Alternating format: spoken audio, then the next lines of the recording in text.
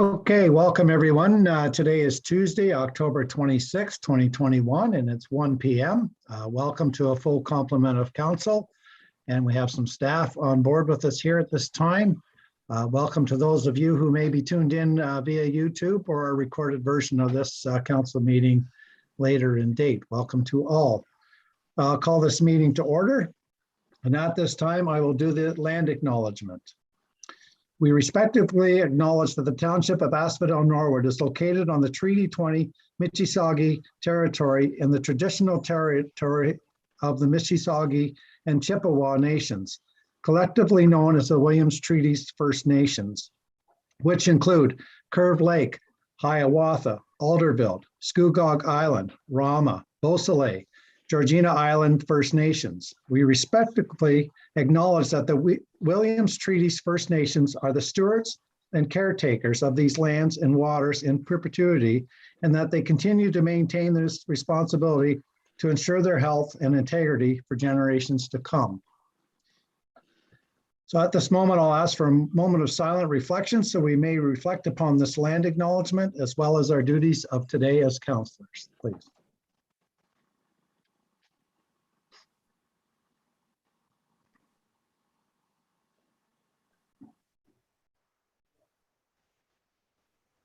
Okay, thank you. I'll ask council at this time if there's any declaration of pecuniary interest to state now or later as it comes up. Yes, I have I think to be get out of the one when you're talking to the delegation from the Masonic Lodge. Okay, thank you. So then all we'll ask you to do then, Wilbur, is just to turn your mic off and Okay. blank your face out, and that's like leaving the room then, okay? Okay. And then we'll ask you to come back on board after. Thanks. Okay. Okay, I'm looking for a motion then to approve the agenda as amended, to add R16, which would be an update from Public Health from the CAO for the reopening of the arena. Motion by Councillor Archer, seconded by Councillor Walsh. All in favor? That's carried. Thank you. I'm looking for an approval of the minutes. So these would be the council meeting minutes of September 28th and the public meeting minutes of September 28th, that they be adopted as presented and or as amended. Motioned by Councillor War and Deputy Mayor Burt as circulated then, or as presented, I guess would be the motion, right? All in favor? And that's carried. Thank you. Is there any business arising from those minutes? All right, seeing no hands. Then the consent agenda. I'm looking for the consent agenda to be motioned for information. Would be C1, C2, C3, C4, and the reports would be R1, R2, R3, R4, in the minutes of the Public Library Board meeting, the Police Services Board meeting, and that the consent agenda be approved as circulated. Motioned by Councillor Walsh, seconded by Deputy Mayor Burt. Is there any discussion on any of these that I've brought forward? Okay, all in favor then, please. And that's carried. Thank you. So on to delegations. Candace, I guess you'll have to bring the people in if they're available at this time. And Councillor Archer, I guess the first one would be the one that you wanted to declare on. So if you want to step out of the meeting room now, that would be great, sir, please. And, oh, you can, okay, very good. So just for the notes, 1:04 p.m., Councillor Wilburn Archer had stepped out of the room. Thank you, Mayor. As of right now, we do not have anyone online for that delegation.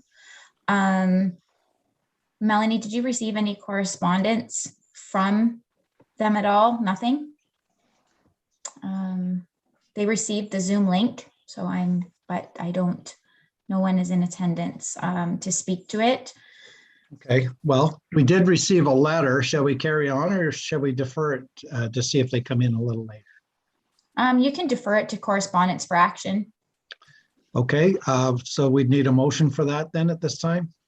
Yeah, well, Okay, Councillor Walsh, seconded by Councillor War. All in favor?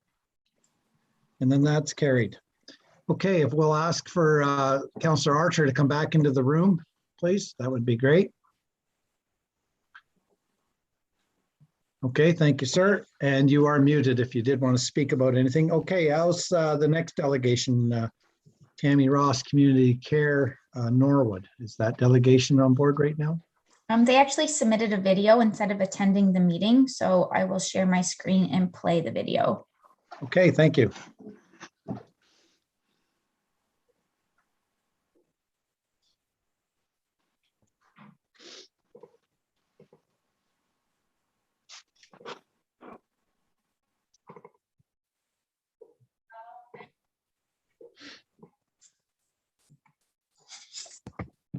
That's the joys of technology. Everything's a bit delayed, eh?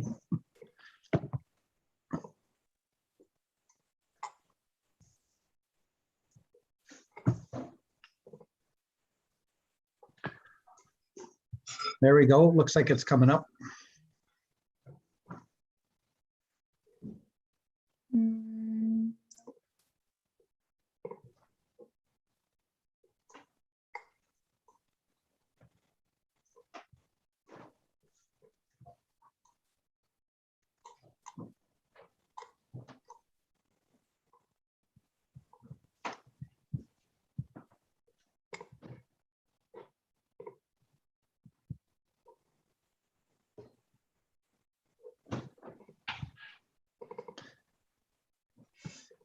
You know what this shows to me is it's the power of the internet, and that I see that you're at the office and that every employee that you have at the office must be working very diligently on the internet for you to be held off a little bit on your end to slow things down. That's what I assume anyway. So.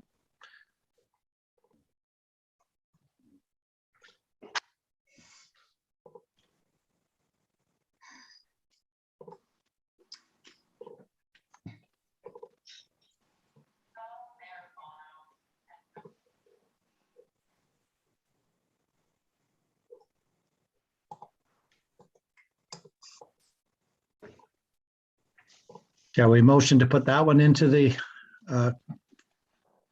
other one too that we just discussed earlier?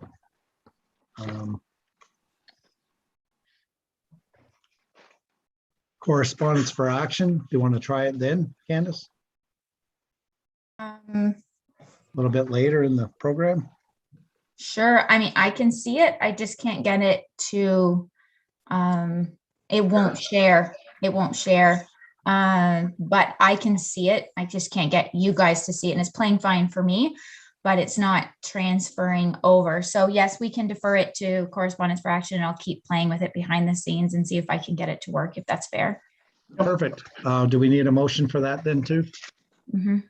Yeah. Motion by Deputy Mayor Burt, seconded by Councillor Archer. All in favor? That's carried. Technology is a wonderful thing when it works, I guess. So. All right. Good thing we have Kyle with us then. So staff and committee reports. I think I'm on the right one. Yep, R5. So Kyle, our wastewater operations manager. This has to do with our third quarter water and wastewater report. Kyle, the floor is yours, sir, and you are muted.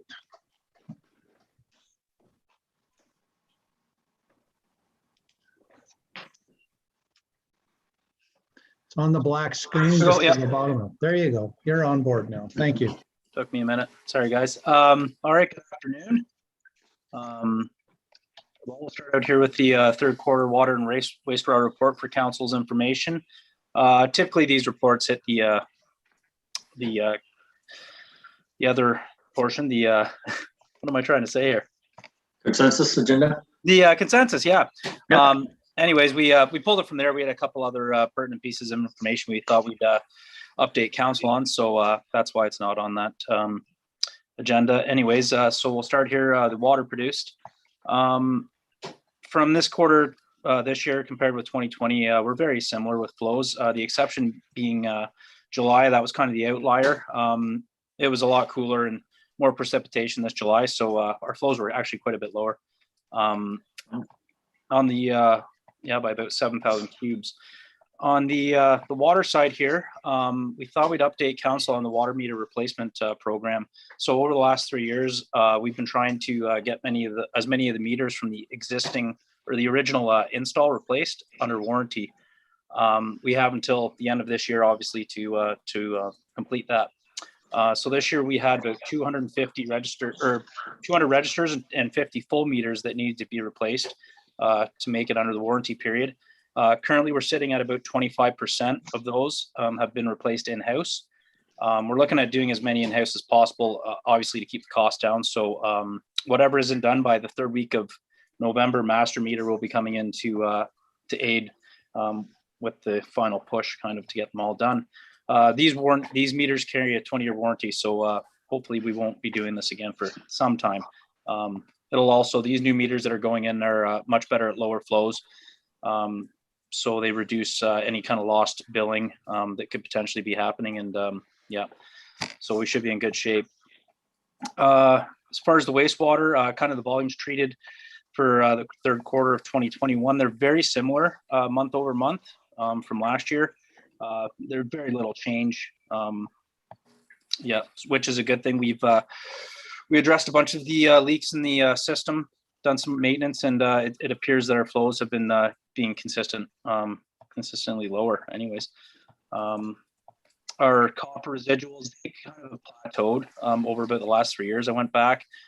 There's very little change now, and we are well compliant within our sludge spreading requirements, which is under 1,700 milligrams per kilogram of copper residual. So we continue to monitor it with the orthophosphate addition, but we found that it's pretty well plateaued. And as far as the wastewater side, we just thought we'd bring council an update. So we experienced some issues here in September. There on the 15th, the wastewater plant was actually hit with lightning. So staff came in the morning to find that our main SCADA computer was dead. A couple of PLCs were fried. Some Ethernet switches, which helped communicate between the PLCs, were fried. Our chlorine analyzer, some PLC cards in the filtration building. We lost our radio communications with our pumping stations. So it was a fairly significant hit. So we were down for a few days with certain stuff. We were able to get a loaner computer from our SCADA provider to get us up and going there, able to address some of the equipment with spares that we had on site. We haven't really kind of fully realized the financial impact yet to this year's budget. We haven't received all the invoices. Some of it may be able to be pushed off into next year's budget, as the computer probably won't be arriving till mid to late December anyway. So that billing might carry over to 2021 or 2022 actually.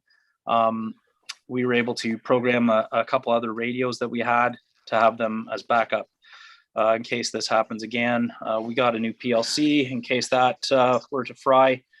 The wastewater plant, that was going to be budgeted for next year, but we just pulled the trigger this year just to make sure we were safe in that regard. Yeah, so currently we're still waiting to receive kind of all the billing that from some of the contractors. We're looking at adding some redundancy in our PLC cards for the process here at the wastewater plant, and we're looking at adding some more lightning surge protection basically to the radio system here to prevent this from happening again. It is worth mentioning that everything here is on surge protection, and that actually didn't buffer the poke that we took. So and there's other buildings in the area, the fire academy, they lost a bunch of equipment as well. But anyways, we just thought we'd make council aware of that, and once we do kind of realize the full financial implications, that'll be brought to council at a later date. So yeah, if there's any questions there, be happy to take them. Thank you for that report. So any questions on this report of R5 from our water wastewater manager? Councillor Walsh, please. Yeah, through you, Mayor. Carl, yeah, that's definitely an unfortunate situation. Was there any safety concerns with it being down for that short period of time until you got repaired? No, luckily it didn't impact our water side. If Okay. that would have happened at the water plant, it would have been a much different situation. But no, we do have redundancy built into to a lot of our systems. So even though we were blind to what was happening at the pumping stations, we do have redundancy on the alarms as far as power outages, generator failure, high levels are all floats, and they go all out through a Falcon security. So that's on its own dedicated system. As far as the water side, there's redundancy up there for data collection, so that kept us compliant in that regard. So there were no issues there. So other than that, no, there was no real safety concerns or compliance concerns. It just makes life a lot more difficult. Absolutely. Yeah. And thank you to you and your team for, sounds like you've done some scrambling, but you've got a great action plan in place. So thanks. Yeah, appreciate it. Deputy Mayor Byrd, I seen your hand. Yeah, I was just basically going to ask the same thing that Barry asked about redundancy at the water end as well. And yeah, once again, thank you. I think it was a rough few days for everyone involved, and you pulled it off well because nobody was aware of it other than those involved. So thank you. Yeah, that's what we strive for. Okay, thank you. So I'm looking for a motion then, if there's no other questions. I don't see any hands. So I'm looking for a motion then that we receive this report for information then, please. Councillor Archer, seconded by Councillor Walsh, all in favor. And that's carried. Thank you. Okay, R6, Kyle, you're still on board there. This has to do with, this report is R6 regarding the Westwood Library well replacement, sir. Yeah, so this was also a report just kind of brought forward for council's information purposes. So this one's going back quite a long time ago, actually, at this point, but kind of this really got stalled, I think, due to COVID. Like a lot of the health unit, they were rallying around that, and this kind of fell off the plate a bit. But in May of 2019, we had an inspection out there from the health unit, Chris Eaton, because this site's a 319 site, so it falls underneath the health unit, kind of like trailer parks or roadside restaurants that have small systems, that kind of nature. So it was brought to their attention that this new septic had gone in, and I was curious about the clearance requirements because it kind of borders right up against the property, and the well is also right on the property. So anyways, did some digging, and we found that the clearances weren't up to what the Ontario Building Code recommends. So our well has less than 6 meters of watertight casing. So therefore, there's got to be a greater than 30 meter clearance from any part of the septic system, the tile bed, etc.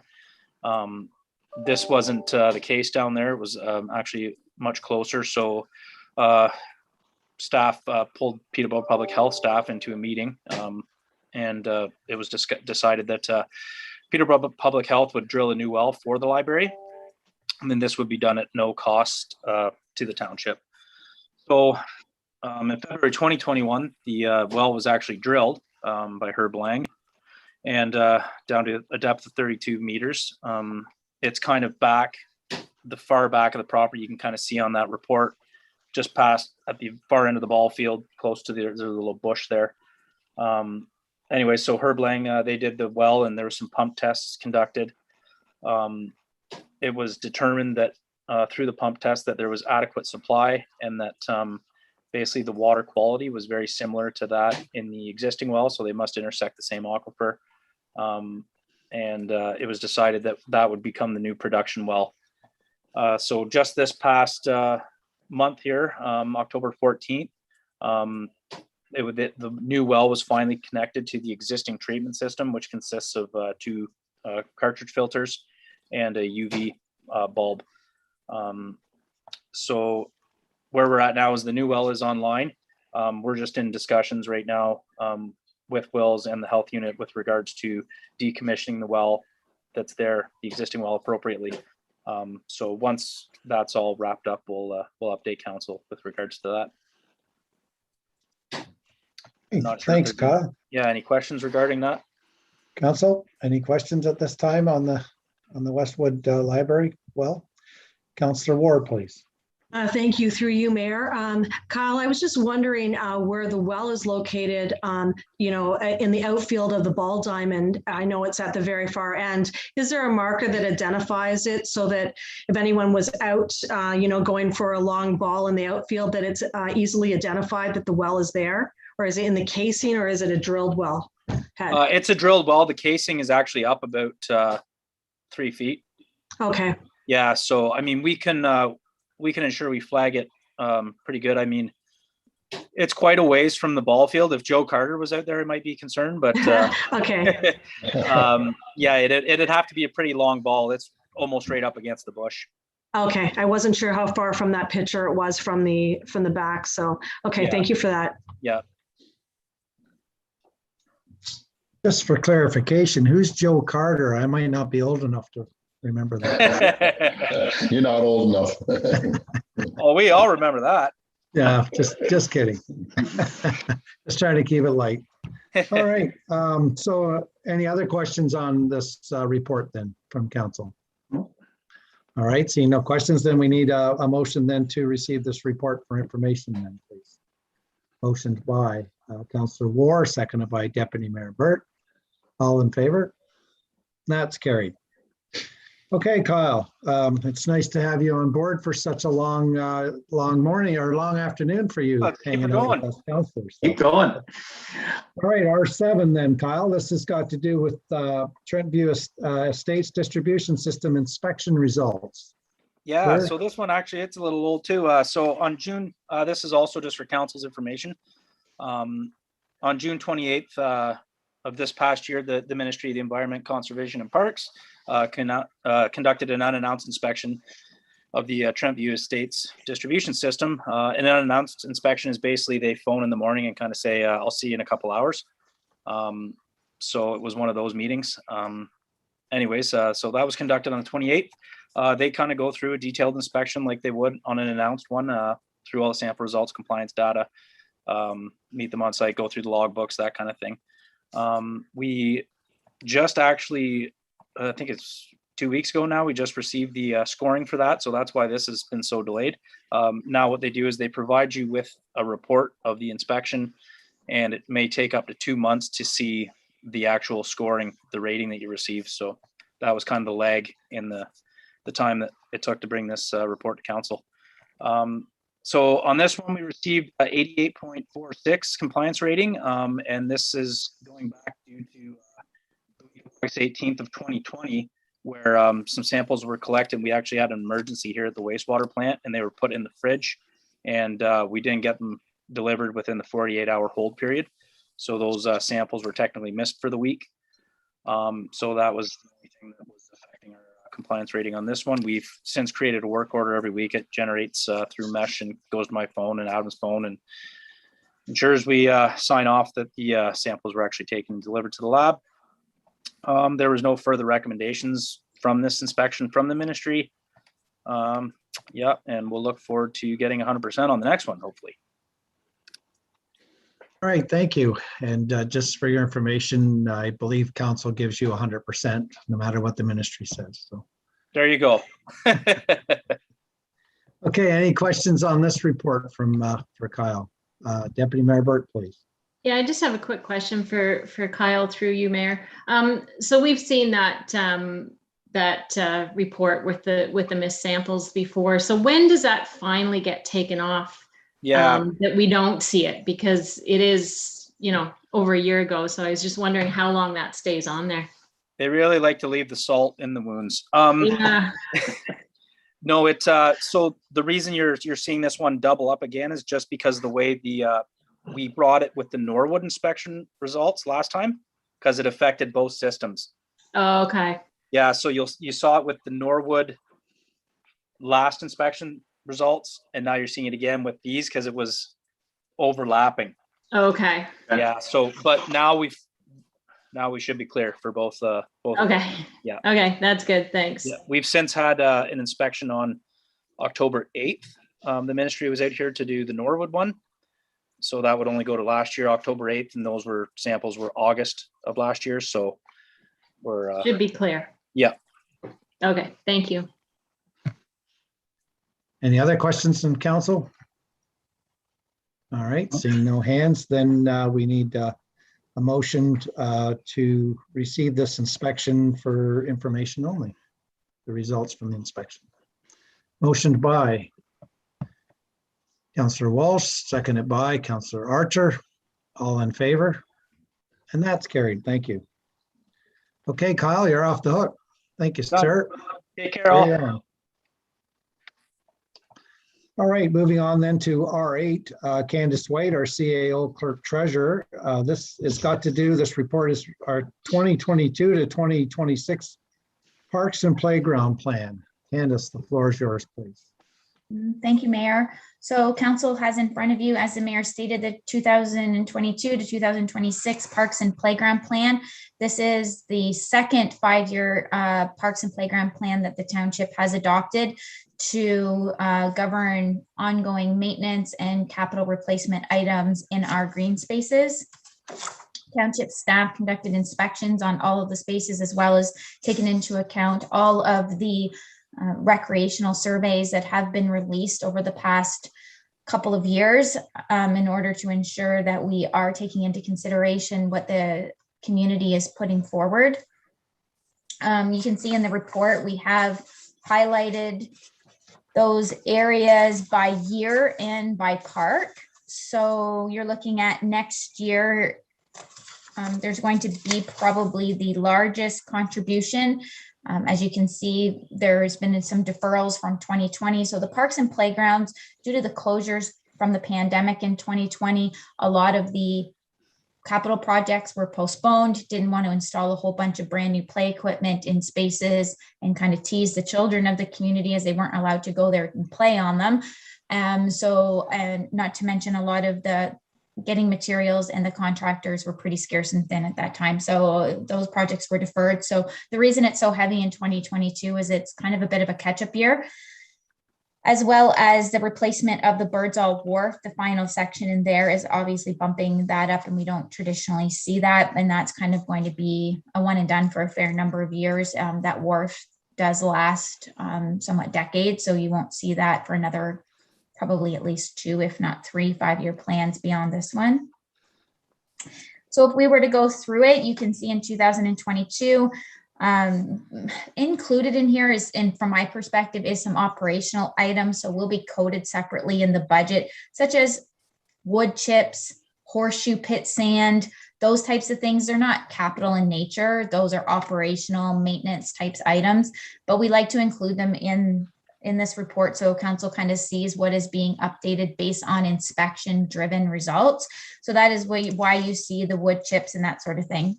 You'll see picnic tables. We've had an ongoing picnic table replacement program, as well as a bench replacement program, and of course the tree replacement program. Those 3 programs will continue on and for quite some time. The wooden picnic tables are going to a composite picnic table, as well as ensuring that we have accessibility provisions in all parks. You can see the Asphodel Park. You'll see in 2022 the replacement of the current climber structure that's there. That climber structure isn't passing inspection from the current acting lead hand. It is in rough condition and is rusting fairly. The rust is abundant, so there is concern from a health and safety perspective, and it is time to replace that asset. You can see a couple of trees, the concrete pillars, a runner wheel on the gate, which is pretty insignificant, again, a maintenance item, and some gravel in there. Obviously, as you can tell, the majority of that $44,000 expenditure is going to be the replacement of that structure. Asphodel-Norwood Community Center Park, again, playground expansion. This was one of the COVID-19 deferred projects. it is going to be taken into account next year. We did consider bumping it out to 2023 due to the community center expansion with the fitness club and the installation of the all wheels park. So the community center property is going to see a fair bit of action and turmoil and chaos. But we decided that instead of ripping up the park 2 years in a row, we might as well just get it all done in 2022. Try to stay outside of the heavy park months, which is July and August when school is out. I know the all wheels park will be built and completely done by the end of the school year. So that'll be the goal for this playground expansion as well. So come when school is recessed and the park is in its highest peak times, July and August, that is the goal. Obviously, that goal can only be achieved if we're able to receive the equipment with that time frame. And obviously the pandemic has been the excuse for all manufacturers as to the timing in regards to receiving materials. So that is the intention. Obviously, that will not be the case for the fitness center. It cannot be completed by the end of June. It will continue on for the majority of the year. It's a much larger encompassing project, but that at least the playground won't be under construction during July and August. You can see we have in there potential line painting. It was a pretty big item in all of the surveys in regards to having an outdoor court, whether that's for pickleball, tennis, etc. So we are looking at getting some lines painted on that basketball court, different lines, and then having the option for people to rent that court for pickleball, and staff can put up the net and have pickleball times, tennis times, and have some net options and kind of have a versatile hybrid space there. So hopefully that works out. You can see at Norwood Park, there's always been a plan at the Norwood Park, which is the new subdivision, to put in a picnic shelter, a couple of more trees. It's pretty barren up there. We do have some trees planted, but it's taking a while, obviously, to get some shade. Picnic tables, obviously, and an accessible table to put inside the picnic shelter, as well as once you have a picnic shelter, you need to ensure that you have a garbage receptacle to take the garbage for the picnic shelter. Westwood Park, you can see a garbage can as well as wood chips, and the baseball diamond is in desperate need of some rehabilitation. It is fairly overgrown. The mill pond, I don't know if anyone has been up there as of late and noticed, but kind of at the edge of all of the parking, we have those wooden posts that kind of edge. They're in rough shape. They're broken. They've been hit. Some are missing. So staff have talked, and I think we're going to forego the wooden posts. They don't last and they take a fair bit of abuse, and we're going to use rocks as barriers. So large stones placed across there as a barrier, and it'll kind of be a one and done type thing. Rocks won't have to be replaced and they'll be kind of there forever. Also, you can see picnic tables. So that is one of the places where the picnic tables are taking an awful lot of abuse. So we'll be replacing those with a composite over time as part of the plan, as well as an additional tree as part of the tree replacement program. As we take trees down in the township as part of the provincial program, we have to replace trees as per policy. So we start placing additional trees. That's why you see the trees in Asphodel Park, Community Center Park, Norwood Park, all the parks. We have to just replace trees, and we have to put them on property we own. And we tend to avoid boulevards on streets. So really the only places they can go is in the parks. We are going to start looking at boulevards in the new subdivision that do not have infrastructure in them on opposite sides. There's kind of a wide section on certain streets, and look at putting the odd tree there to assist with the tree replacement program. Birdsall Wharf, Mill Pond Forest Trail, so increase advertising campaign, as well as enhancements to the trail sign and updates to mapping. It was feedback given from the community in regards to the survey. There has been some chatter with the Trails Committee in regards to a potential partnership with the Lions Club that has not been confirmed. That being said, I think it's important for all committees to, when they are responsible for kind of the programming or advertisement of an asset, that they have a budget to work with. And that is something that we've identified that we need to consider for all committees and boards moving forward to ensure. I mean, it's one thing to give people a mandate, but then we seem to historically bog them down with fundraising efforts to be able to raise the money, to be able to conduct business or do things to enhance the township, and that becomes the focus, is fundraising efforts, and instead of actually implementing their mandate. Again, that is my opinion from my chair, but that being said, it's kind of hard for the Trails Committee to do anything when they have no money to do anything. So that is why you see that there. I'm not going to go through and read all of the plan all the way out to 2026, but those are the highlights for 2022 that will be included in the draft parks budget, which you see on the November 9th council meeting. So if this is approved, all of the information from this document will feed the 2022 budget, and then of course feed subsequent budgets as we move forward. Also in the report, you will see we included the survey responses for the latest strategic plan survey and budget survey. So you can see there that we received the exact same number of responses for the strategic plan and the budget survey. They were the exact same. So I guess when people done one, they did the other. So it's the same residents responding to both. You can see that the age of the respondents were definitely heavier in the 35 to 65 range, responding with, I would say half of the, over half, 75%, think recreational opportunities are very important, which we could all suspect to be the answer. Priority of increased recreational activity, you can see the outdoor ice rink has been slated as a high priority. That has been identified in the master rec plan, identified in probably every recreational survey that we've released. I think a lot of that stemmed from the pandemic, with that indoor facility being closed, as well as the opportunity for maybe the residents that don't pay organized sports, and they just want an opportunity to be able to skate, not being located on a Trent River or something like that, where we have a body of water that we actually clear.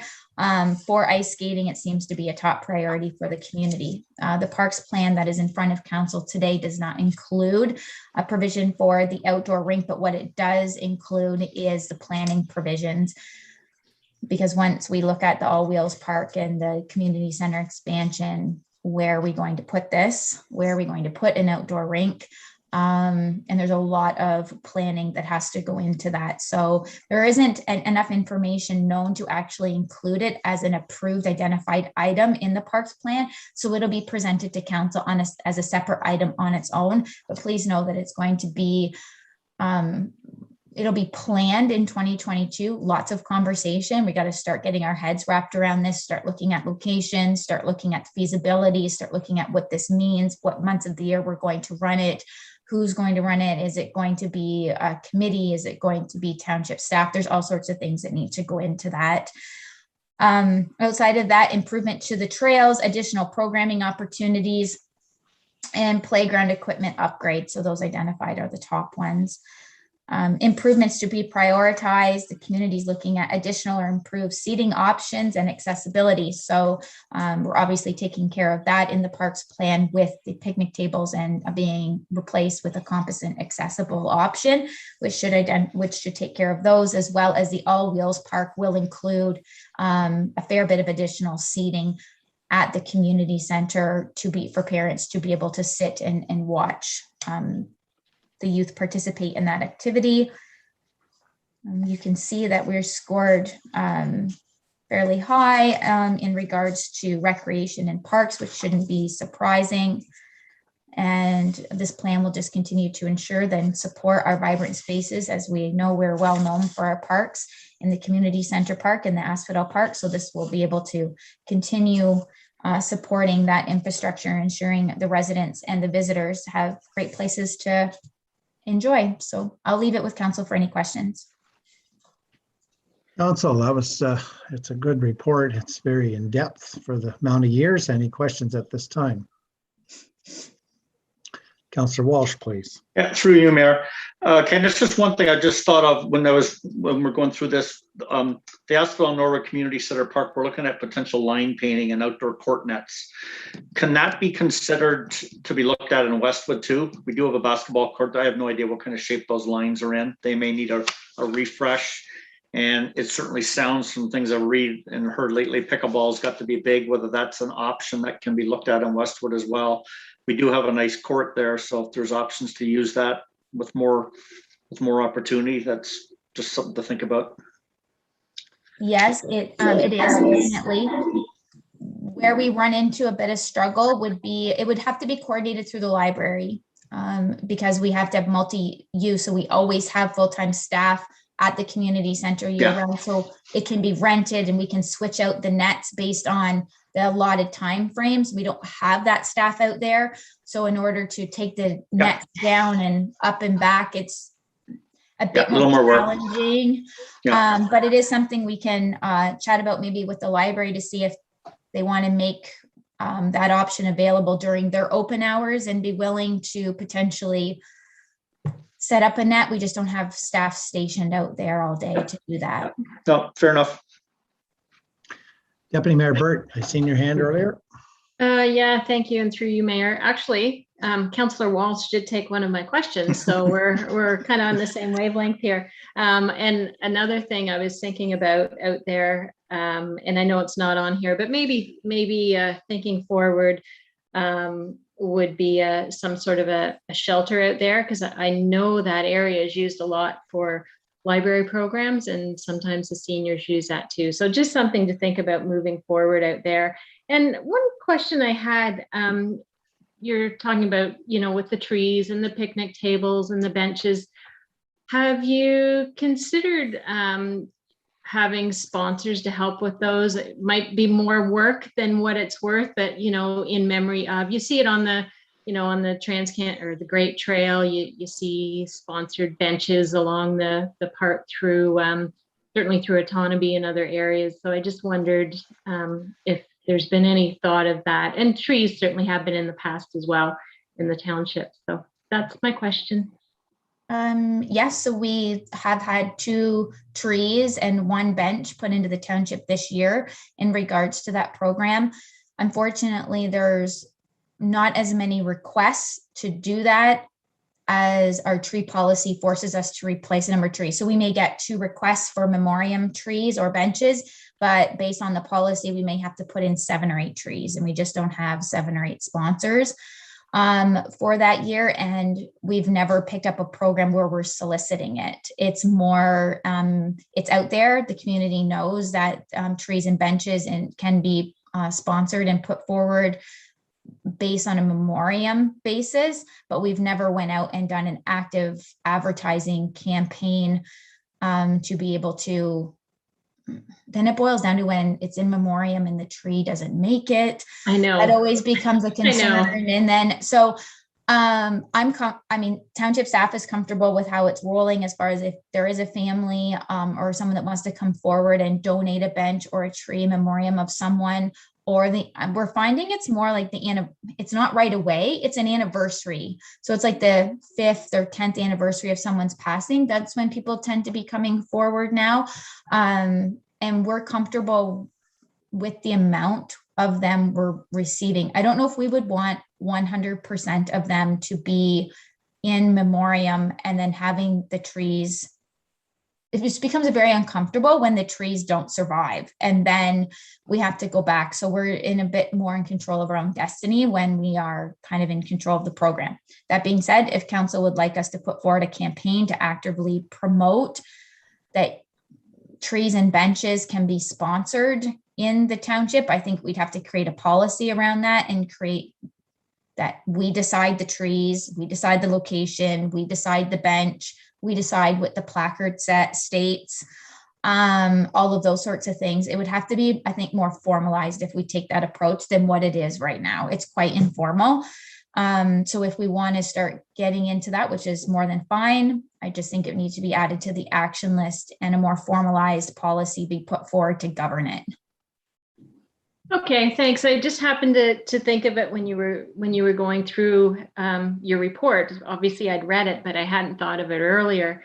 And maybe that is something, and we can chat about it in new business or something. But I just thought I'd throw that out there to council to see what their thoughts were. So thank you. Councillor Ward was next in line, please. Yes, thank you. Through you, Mayor.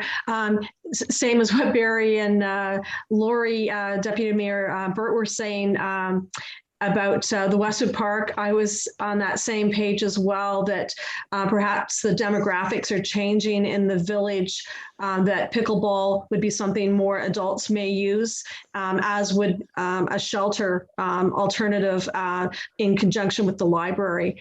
And I do like that suggestion of maybe putting together something for the like bench donations or something like that as well. So something to talk about later, but I really like the report, Candace, well done. It really outlines the 5-year plan. Thank you. You're welcome. If I would just like to then state, we've had 3 counselors put forward the potential interest of a Westwood Park shelter. So I don't want to adopt the plan and not include it if you want one. So I think based on this feedback and discussion, I'm suggesting if council is wanting us to take a look at it, obviously this 5-year plan gets enacted very quickly. It does impact the 2022 budget, whether that means that we have to start looking at reserve allocations or whether we're just bumping it out full of a full tax allocation for a subsequent year. I think we need to take a look at in adding that, if that is what I'm hearing as council's wishes, and amending the plan to include it so that we're not coming back at it later and staff is just kind of we know what our next 5 years are going to be. Because that's a pretty substantial expense. We're not talking about $500 or $1,000, which I wouldn't worry about, but you're looking at probably 20 to 25,000 at least to build something like that. So I would suggest 2022 is pretty heavy. So I would suggest 2023 or 2024.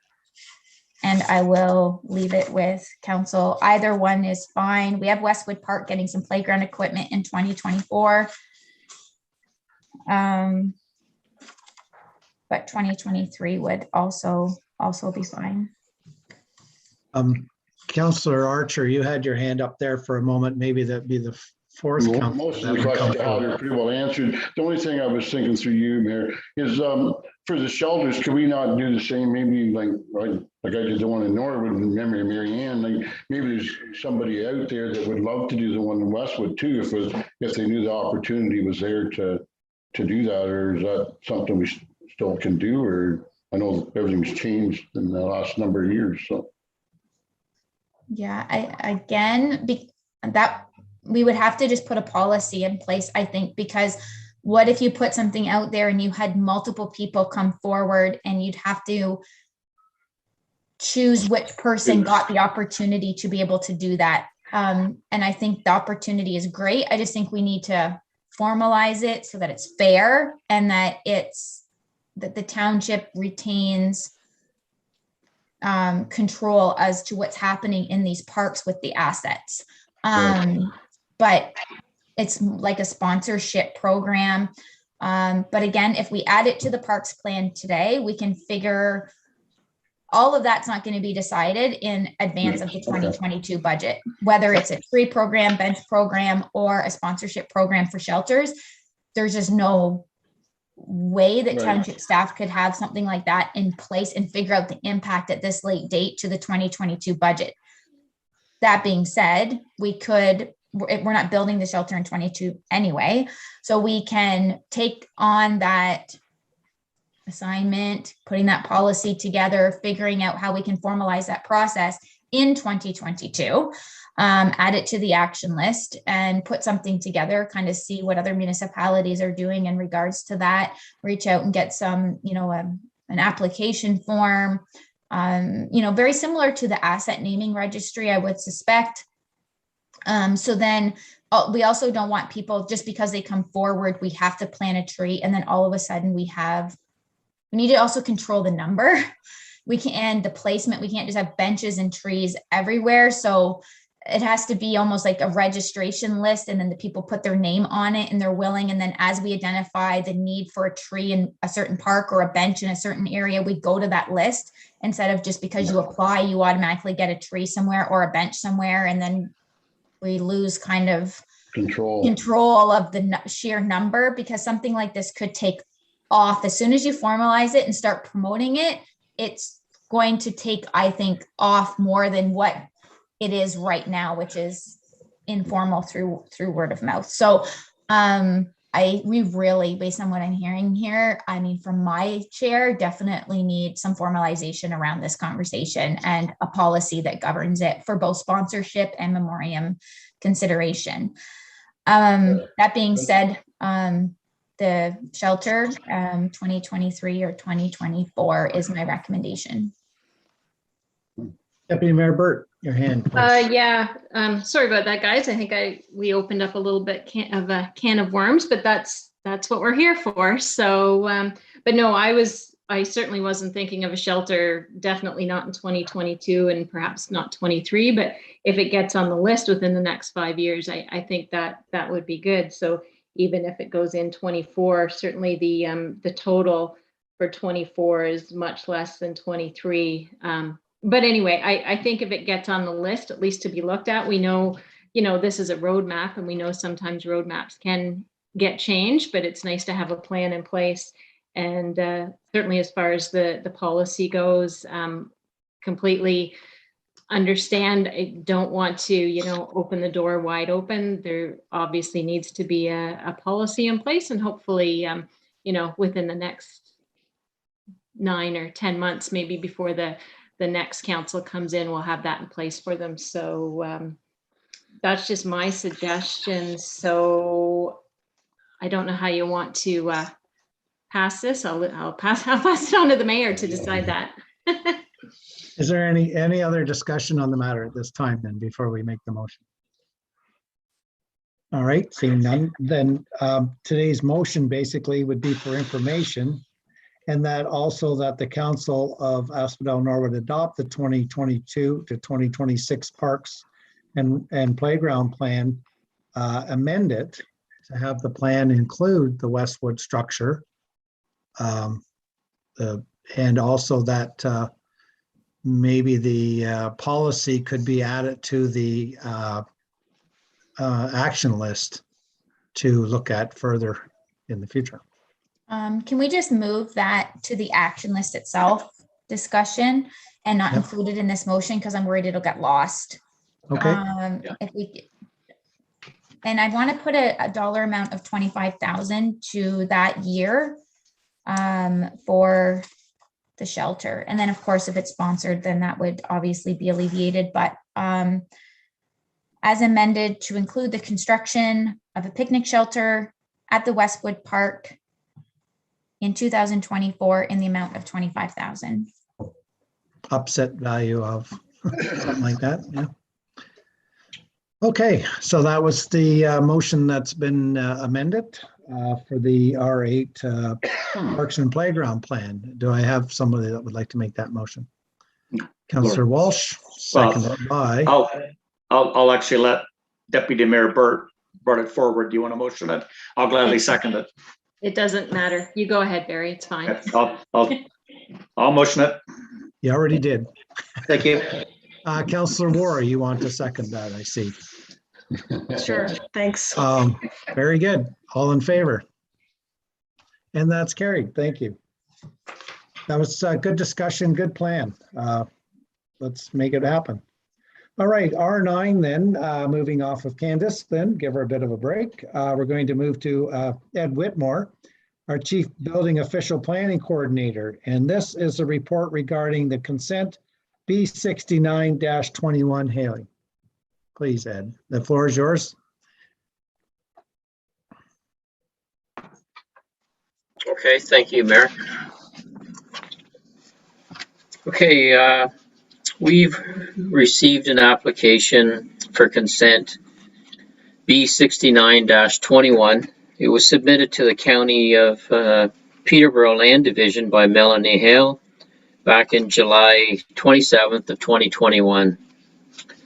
The effect of the application is to create a new residential lot, and I just wanted to point out that this is not a residential severance that's surplus to farming operations. It's just to create a new residential lot. the criteria for consents are way different when it's a surplus to farming. Okay, the consent application is applicable to lands described as 2523 North Asphodel 6 line. Been doing a lot of work up on Asphodel Heights lately, so that's why I got the road mixed up. It's concession 6 and part lot 19, Township of Asphodel-Norwood. So we start off with, according to Ann Hamilton, the Land Division Secretary Treasurer at the County of Peterborough. She sent us a notice of application for the consent, and saying the purpose of the application B69-21 to allow a severance of a parcel of land having frontage of approximately 180 feet in an area of approximately 0.99 acres. That's 0.4 hectares. But she would have got that information from the application. And then when I went through the application, according to the application, the severed parcel has frontage of approximately 180 feet and a depth of 180 feet and an area of approximately 0.99 acres.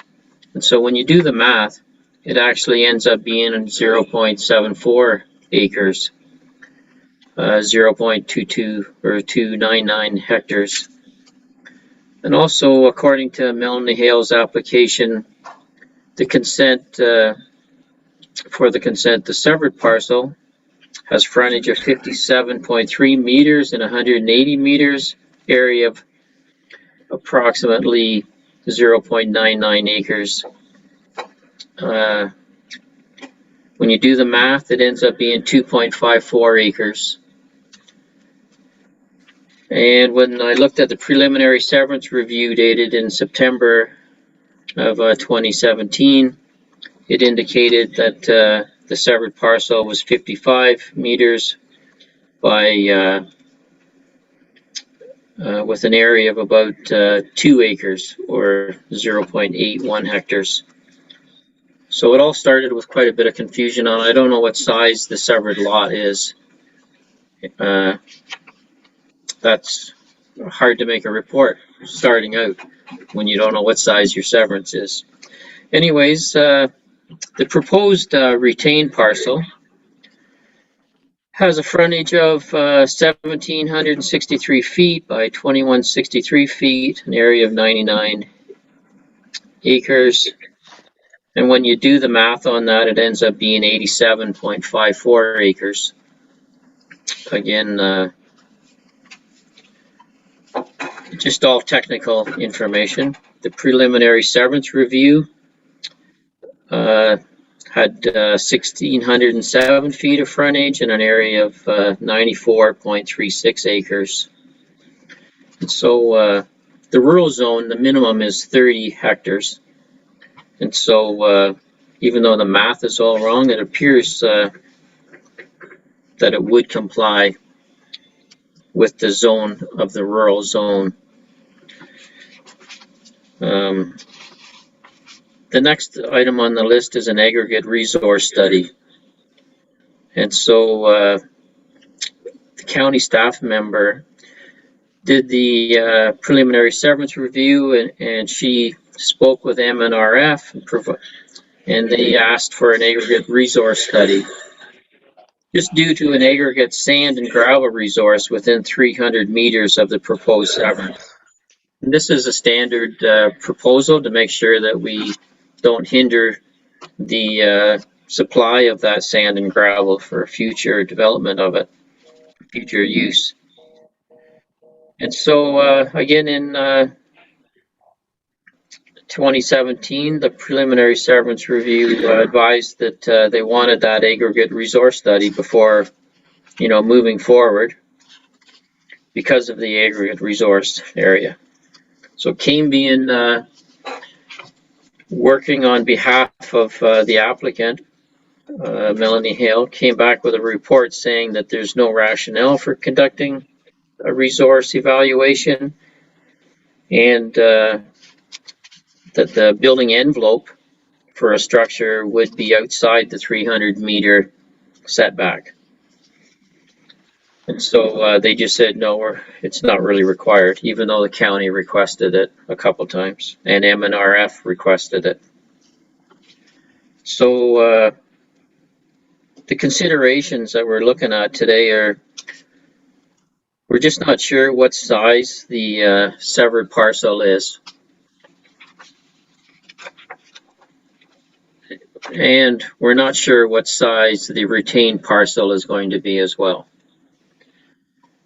And the preliminary severance review indicated that it doesn't conform with the county official plan policies or the township official plan policies. And that's generally because of the gravel resource nearby within the 300 meters. So item 4 was an aggregate resource study, has not been completed, and we were awaiting a peer review of that Cambium report saying that it's not required. So since then, after writing this report, October 22nd, Stantec Consulting Limited, they are in agreement with the Cambium report saying that the rationale provided by Cambium, in essence, the ability to extract the aggregate deposit has already been negated by existing development, meaning there's a couple other houses nearby. And so this really wouldn't make any difference.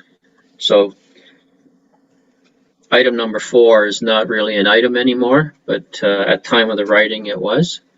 So when we do our municipal appraisal form, I will amend that and remove that item number 4 because I listed it again under our comments. The Township of Asphodel-Norwood Manager of Public Works and Environmental Services, I circulated him, and he went to the site to look at possible entrance options for the site and was advised by email that the site distances for safe access is not met, and therefore staff cannot recommend approval for an entrance permit for this severance proposal. And so that's the big one right there. If you can't have safe access, then you can't really have a severance. We did receive correspondence from a few neighboring properties.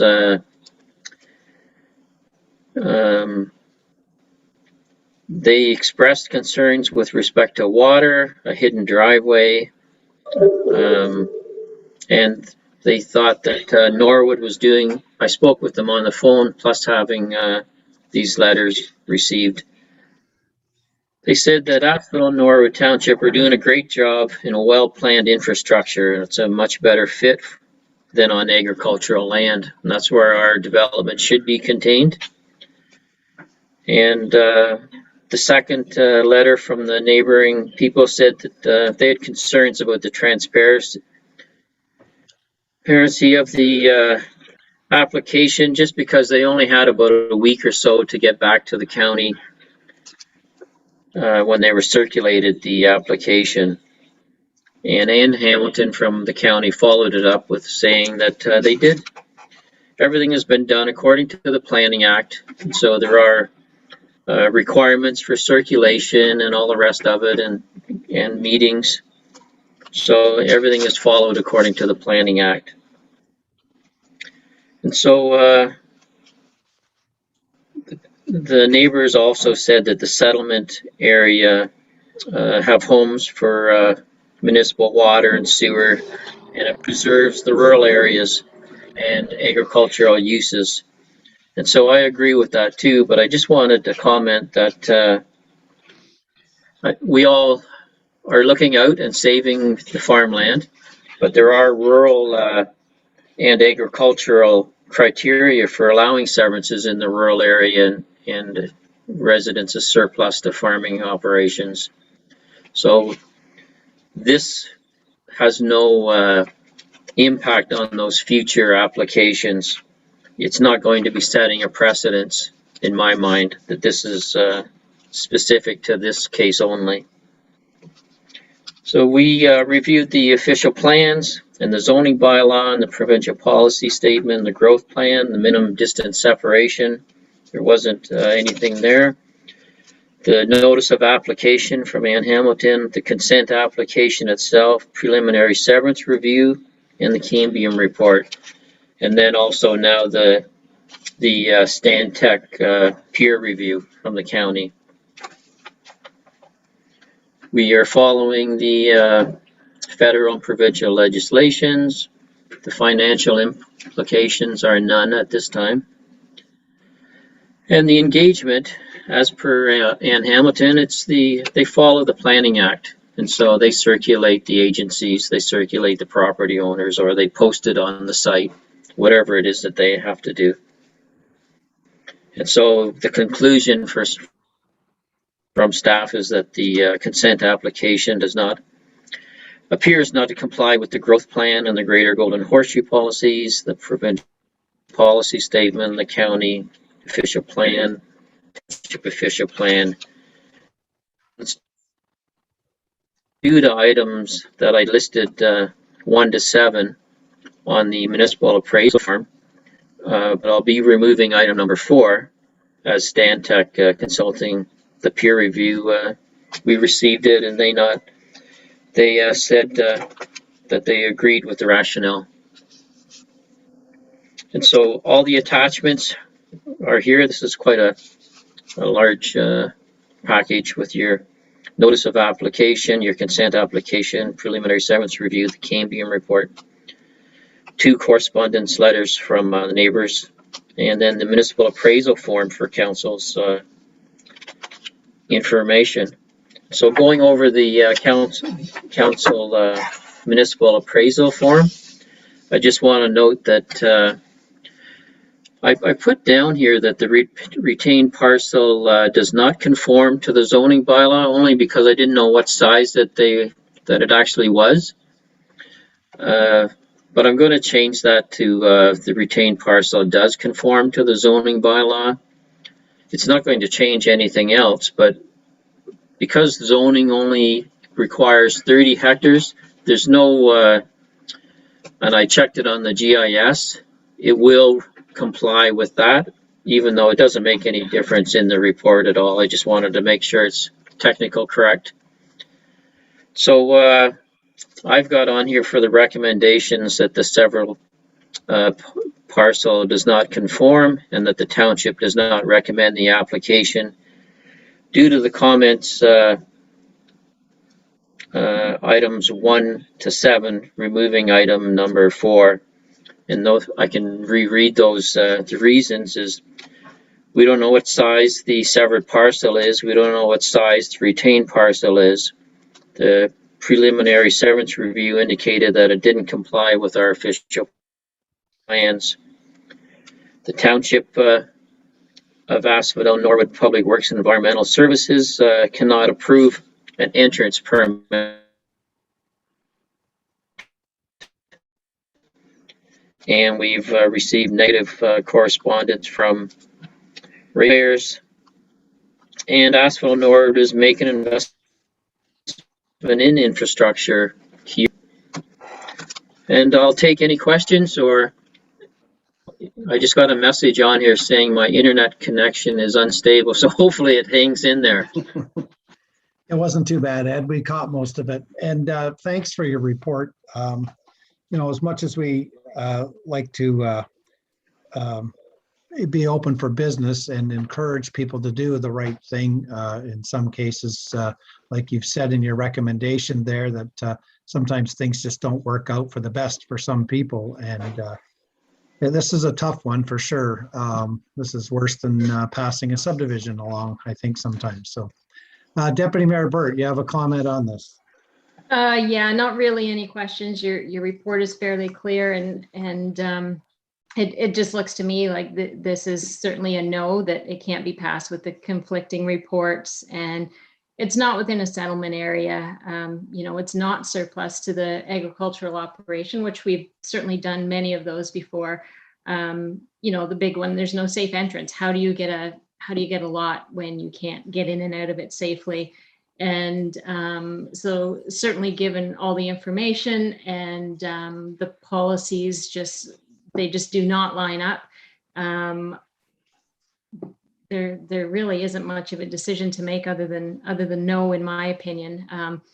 I imagine it may come to the land division committee at the county if we turn it down. That's quite a possibility, but we will see where it goes from here. So I can make the motion that we do not recommend this file, but if we get a seconder, we can discuss that.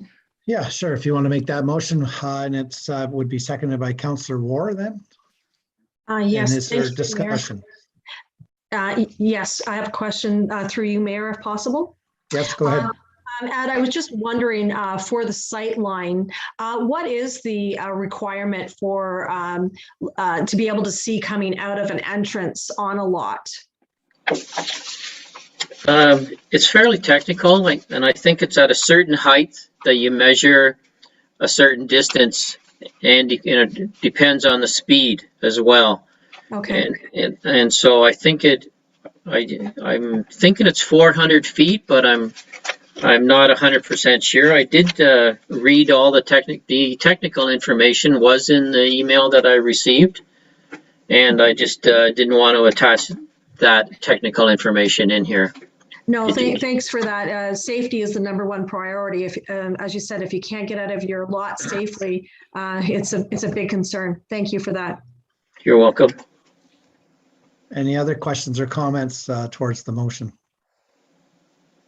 I guess I'll just reiterate the fact that, like it was mentioned there about the entrance and whatever, there is different entrances, and I'm going to ask you, Ed, around the township that might be a little controversy, but those entrances were way before probably a lot of the rules came into place for stuff that they were already well established when they're on the side of a hill or one thing after another. But right now, the way I understand it is it may not be the people that want the laneway in there that could be the problem. It's the people that actually hit them. That's a third party liability when it comes to something in the township, where then we're pulled in on something because we've allowed that to happen. So there's a lot to take into consideration when you're doing something like that. So I do think the motion is well done on that behalf. Yeah. It's unfortunate. We try to push the fact that we're open for business and we do want the growth, but we have to be smart about it too. So Ed, go ahead. Yes, and I just wanted to say that this is common practice for us to have the Public Works go out and review the proposed location, just like we did up at the Menzie property on the 10th line. The Public Works went up there. The sight lines were okay, all good. So it's not as if we're just singling out this one application. Any on the township roads, we would circulate our Public Works. Yep. Thank you, Ed. All right. So we have a motion on the floor, duly seconded. Any other discussion on this motion? Seeing none, then all in favor then. And then that's carried unanimous. Okay, tough decisions, but they have to be made. So thank you. Thank you. All right, R10 then, Candace White, our CAO Clerk Treasurer, and this report is regarding our internet and telephone voting system 2022 election, please. Thank you, Mayor. Yes, so we, hard to believe, but the planning for the 2022 municipal election has begun. That being said, part of that is to move forward with choosing the service provider that will be conducting the internet and telephone voting portion of the election. All of the Peterborough County clerks met and we put out a joint RFP, very similar to last time, that included everyone but Kevin Monaghan, who just sole source simply voting directly. You can see that we did receive 3 proposals. Dominion Voting was disqualified. They didn't come close to meeting the requirements of the RFP and missed complete sections, and we couldn't even score them. We did also receive another from VOAT. The proposal that they submitted left so many financial variables. We have no idea how much it would cost us. So They come in, as you can see, cheaper at the 35,3704, but plus significant unknown financial variables. So I really don't know what the end cost could be. The end cost could be substantially larger. So as a group, we all decided that the unknowns were just too great, and that we would move forward with a recommendation to move forward with simply voting. As we know, it's a complete package. We know that's exactly what it's going to cost us. It was all in a very detailed proposal. They definitely earned the recommendation, as well as it is the same provider that was used in the 2018 election, same platform. So there is some comfortability there with the process for township staff in regards to setting up the election, as well as the process for the voters who will be utilizing this system as well. And township staff, obviously, this is moving forward with internet and telephone voting only for the 2022 municipal election. And I'll take any questions from council. Yeah, thank you for that, Candace. As we know, and maybe not all taxpayers realize this, but the election is very expensive, and we budget for this for 4 years as we go forward. And I'm very pleased that the staff understood that we can't fool around with how the bottom line comes in as far as how much it's going to cost us. We don't need any hidden entities that come forward and then surprise us and our budget's blown all to pieces. So thank you for your due diligence on that. Any questions from council on this? It's pretty straightforward. Okay, looking for a motion then that we enter into an agreement with Simply Voting to provide this internet and telephone voting system for the 2022 municipal election as presented. Councillor Archer, and seconded by Councillor Walsh. Any other discussion on the matter? Sorry. All in favor? Then that's carried. Thank you. Okay, R11 then, Candace, please, as this report is regarding the 2022 draft facilities budget. The floor is yours, please. Thank you, Mayor. So as we continue working through the 2022 budgetary process, staff continues to present council with a few departments each council meeting for an opportunity to discuss and to see where the budget is headed. In front of you today is the draft facilities budget. The facilities budget is proposing an increase of 1% in revenues, which is fairly nominal, increase to expenses as well, but a significant decrease in capital expenditures. And I don't know, and you may have noticed how we're pairing these reports. You can see where some capital expenditures in some departments are seeing a reduction, where other departments are seeing the increase that seem to be balancing out at the end of the day. But there's just a shift in alignment of priorities based on the asset management plan that dictates, obviously, capital replacement for the most part. You can see that the overall levy impact is a reduction of 30% or approximately $53,500. So a reduction in the levy. No major expenditures really planned at the town hall and the medical center. The Heritage Center, we do continue to earmark the flooring. Hopefully that is able, now that the pandemic is coming, hopefully, dare I say, to an end. And I don't think it will be ending, but hopefully the impact has been minimized enough that we can get into at least maybe get that completed in 2022. It would be nice to have that taken care of before the pandemic is completely in the rearview mirror and everything's opened up, and then we have to shut it down to do the floor replacement. So Norwood Library, replacement of the front door in the spring. So it is on order. It's going to take about 4 months to receive it. Potentially 5 months. It is a long lead time for those types of doors. It's very specialized with the book slot. It's custom. It's going to be black with glass, and it's custom based on what, in conjunction with the CEO librarian and what she would like to see as the front door. So it is a special order. So it's going to take some time to receive. So we're just budgeting it for next year. Overall, the facilities seen a lot in 2021 with the town hall floor replacement, all of the council chambers renovations here. So it is time for facilities to have a rest in 2022, and we're shifting priorities to some other departments. But I will definitely leave it with council for any questions. Thank you for that report. Council, any questions on the beginning of our budget talks, basically? Here we go. All right, seeing no hands then, must have been a pretty thorough report, Candace. Thank you. So we'll receive this draft facilities budget for information only at this time then, please.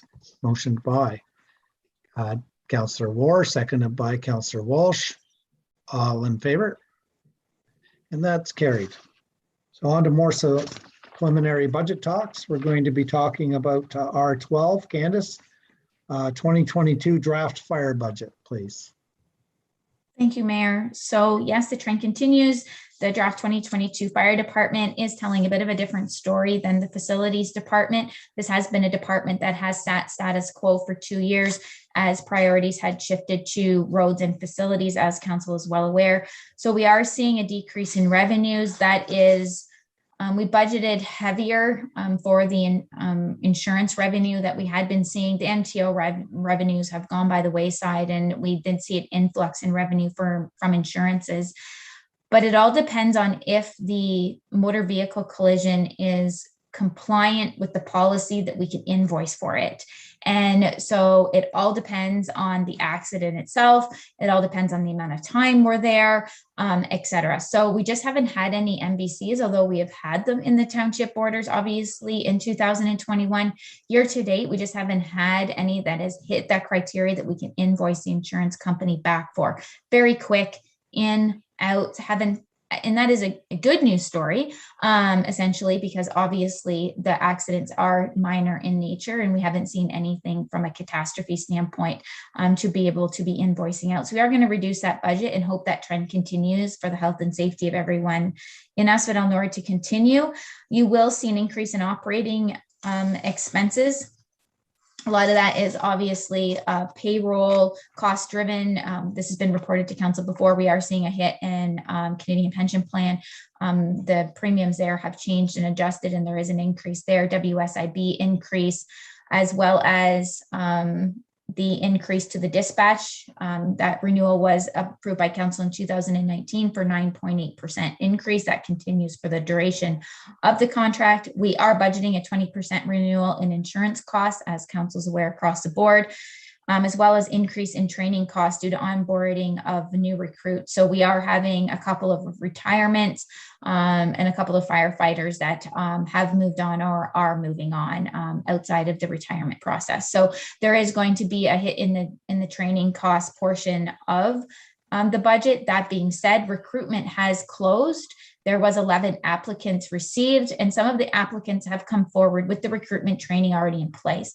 So if there's the successful applicant, we may see some relief in that GL because it won't be all needed depending on what the final results of that process are.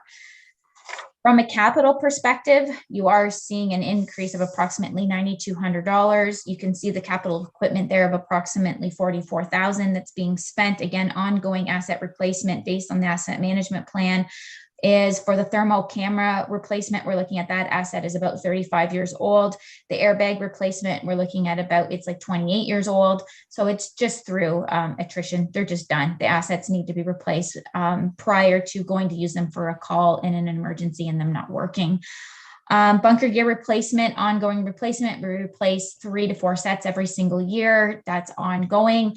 The coveralls, that is something that we've identified that isn't driven by the asset management plan and is not something that had been identified in the past, but there has been some concerns with when there is grass fires. Not all firefighters, especially the ones that have been hired maybe in the last 10 years, have not been given coveralls as their regular, I guess, gear. They get their bunker gear, helmets, pagers, those sorts of things. And what's happening on a hot day when there's grass fires, then they prefer to wear their street clothes and not have the full bunker gear on. So the coveralls across the board, the ones that do have coveralls are exceptionally old. We need to provide this safety gear across the board, one set of coveralls for every firefighter in the department for obviously the purposes in which they're attending a call that they don't require full bunker gear or breathing apparatus. Addition to that, you will see a $6,000 allocation to the equipment reserve for future air bottle replacement. That's an ongoing reserve allocation for future replacement, as well as the $80,000 reserve allocation for the replacement of the pumper in Station 2 in 2025. So I will leave it with council for any questions. Thank you, Candace. And I thought when you talked about some of the older, the longer ones that have been running with the fire department, that when you were talking coveralls, that you would have said they'd be covered already, but I guess they're not. So thanks for that. Councillor Ward, you had your hand up, please. Yes, thank you, Mayor, and through you. Hard to follow that one. Candace, I just wanted to ask a question about, a lot of things have been increasing, of course, but I see that the telephone expenditures are down. Can you just clarify why that is? Yes, of course. So during 2021, township staff made a service provider change for all municipally owned facilities. We changed from Bell to Eastlink. And with that change, we have seen a significant decrease in monthly costs. I would say less than half for the same service. So that is, we're getting the exact same service across the board, but expending probably 40% of the cost to be able to get the same service. Just a follow up, Mayor, if I may, is that at all facilities, all township facilities, then you've gone with Eastlink? Yeah, so there is a couple of pumping stations that Kyle has that are radio dial outs that are kind of specialty to the Falcon security. And I believe they're still with Bell just because they are the only ones that provide that service. But as far as facilities with actually that we operate businesses out of for phones, fax numbers, those sorts of things, yes, they've all been switched to Eastlink. Thank you. You're welcome. Deputy Mayor Burt, please. Thank you, through you, Mayor. Thanks again for the detailed report, Candace. This is more of a comment than a question, certainly, and we've been seeing it the last couple of years. We're really getting hit with the insurance costs in every budget area, and I know there's absolutely nothing we can do about that, but and it's across, not only municipalities but business, and hopefully at some point it plateaus and we don't see these double-digit increases across the board, because it's a little bit tough to take, but it's hard to say when that will plateau, because it just seems like it keeps going up. And I didn't know, in your negotiations with insurance companies, if you've heard any word on that, if they've determined that, because it sounds like as we move forward with differences in climate change and everything else, the insurance rates just keep going up to cover their costs. So I didn't know if you've had any word from insurance companies in the municipal world about the increases. Yes, so I have had some discussions with JLT, now known as Marsh Canada. We have been with that insurance company for an exceptionally long period of time. Due to our current claim load, we will be recommending that we will be going out to RFP for insurance next year. That being said, it is a bit of a dangerous game as the appetite to insure municipalities is decreasing. So we need to ensure that we are able to secure an underwriting company. I have been told we're hoping the 20% that we do come in lighter than that. Obviously, we won't know until we see the renewal. The renewal package is extensive this year. We had to provide our COVID policies, our COVID safety plans, all of our, it took days putting the stuff together to submit for the renewal. So hopefully, based on all of the stuff that we have in place, we are going to come in at less than 20, but we're budgeting 20 so that we're prepared. That being said, I'll know the renewal. So the final budget that you guys see at the public meeting in December will be the same meeting that we're approving the insurance renewal for the 2022 year. So I will adjust all department budgets in that final budget to actually reflect the actual proposal we receive from insurance. So hopefully it is lower. That being said, COVID obviously is no stranger to this industry either. So just the same as the employee benefit renewal package, they are stating obviously COVID and natural disasters are hitting this industry hard. And I do not suspect that the next 1 to 2 years that we're going to see any change. They have stated that there is a global scoring system, and traditionally Canada wasn't a part of it for natural disaster rating. And 2021 was the first year that we were included in that rating system for natural disasters, which then has bumped up Canada as a nation's rating code for national disasters, which does impact insurance companies. So I am considering having Marsh Canada come and present their renewal this year. Based on the impact that we have seen, traditionally, we haven't done that, but there's a lot going on in that industry. And I think it's best if we hear it directly from them. So they haven't committed to coming to speak to council, but I am putting in the request to ask them to come and present the renewal. I think they need to explain the industry. I don't live in that world every day. I can ask the questions and I get, of course, the answers to relay back to you. But I think hearing it directly from them and stating kind of that we are considering going out to RFP next year and hearing what they have to say in regards to that before we, at the meeting in which we're adopting. So That would be great. Thank you for that. You're welcome. Any other questions of council on this report? All right, seeing no hands, then we need to have a motion then to receive this report of the draft fire budget for information then, please. Deputy Mayor Burt, seconded by Councillor Walsh. All in favor? That's carried. Thank you. All right, the next one then, Candace, would be R13, and this is our 2022 draft recreation budget, please. Thank you. Thank you, Mayor. Again, overall, the pandemic is taking a toll on the recreation budget, and for the simple fact that we just have, it's very difficult to budget for a year that we have no idea what the impact is going to be. I do suspect the impact is going to be less than what we've seen in 2020 and 2021. That being said, we're not going in with that full assumption. We're taking a cautious approach across the board to ensure that we have the safety nets in place just in case something does rear its head again next year in operations. We need to turn on a dime and change things at that facility. There, again, the liability insurance, obviously, from a liability perspective, the community center is probably where that policy is in place the strongest. So you see a 20% increase there. You will see a $50,000 reserve allocation for replacement of the ice chiller in 2023 and the condenser in 2024. So township staff has been preparing for the ice plant replacement with council support for the last number of years. And we have been allocating $25,000 a year. So, which is great because we are seeing now the recommendation has come from our service provider that we need to budget for those two assets in those years in that order. And that $50,000 reserve allocation will fund 2023. And then we'll be able to fund the remainder in the actual capital budget of 2024 for the condenser. The dehumidifier was slated for replacement. It was shelved due to the pandemic. You're looking at about 6 or 7 month lead time for that replacement. We're hoping to get that concluded in 2022.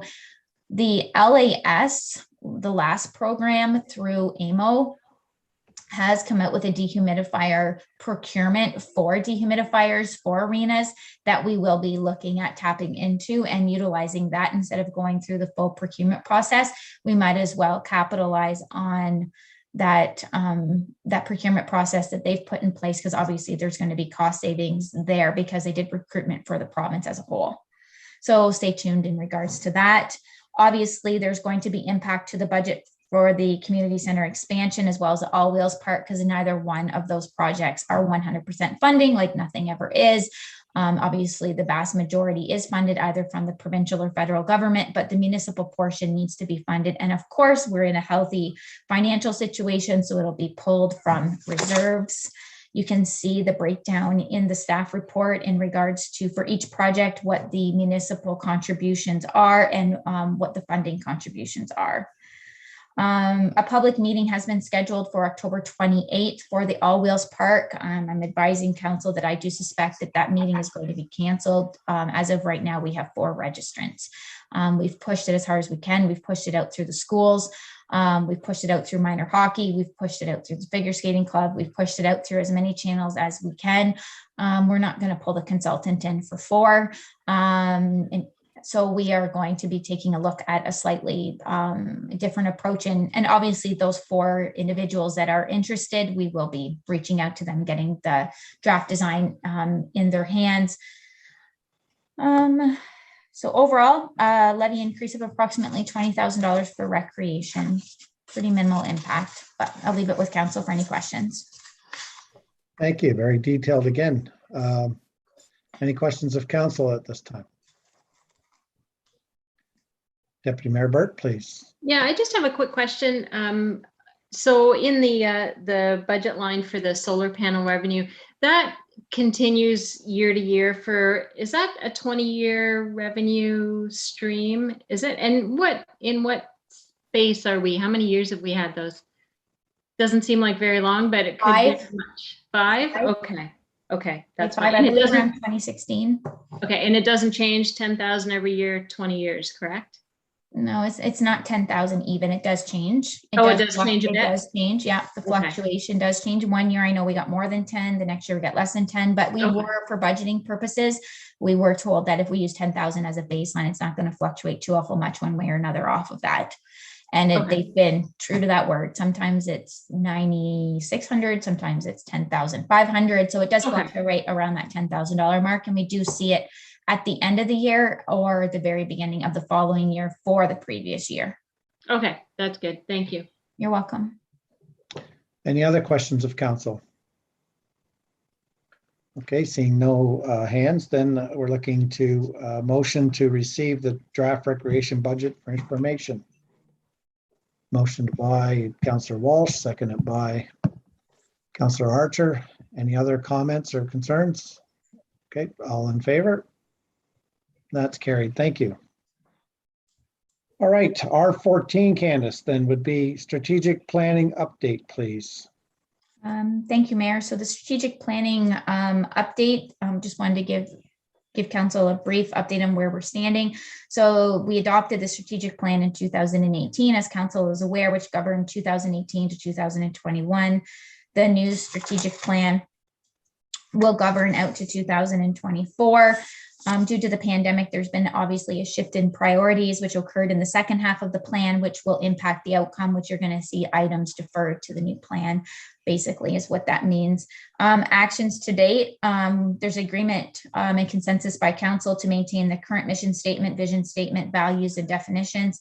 A survey was released to council members and staff to gain their perspective on current and future priorities, as well as a survey was released to the public to gain their priorities and any concerns of the residents. Again, as previously reported to council earlier in the meeting, 63 responses were received, completely in alignment with the budget survey. It's pretty clear alignment between, I think council and staff have a pretty good thumb on the pulse, although a lot of times the community doesn't feel we react quickly enough.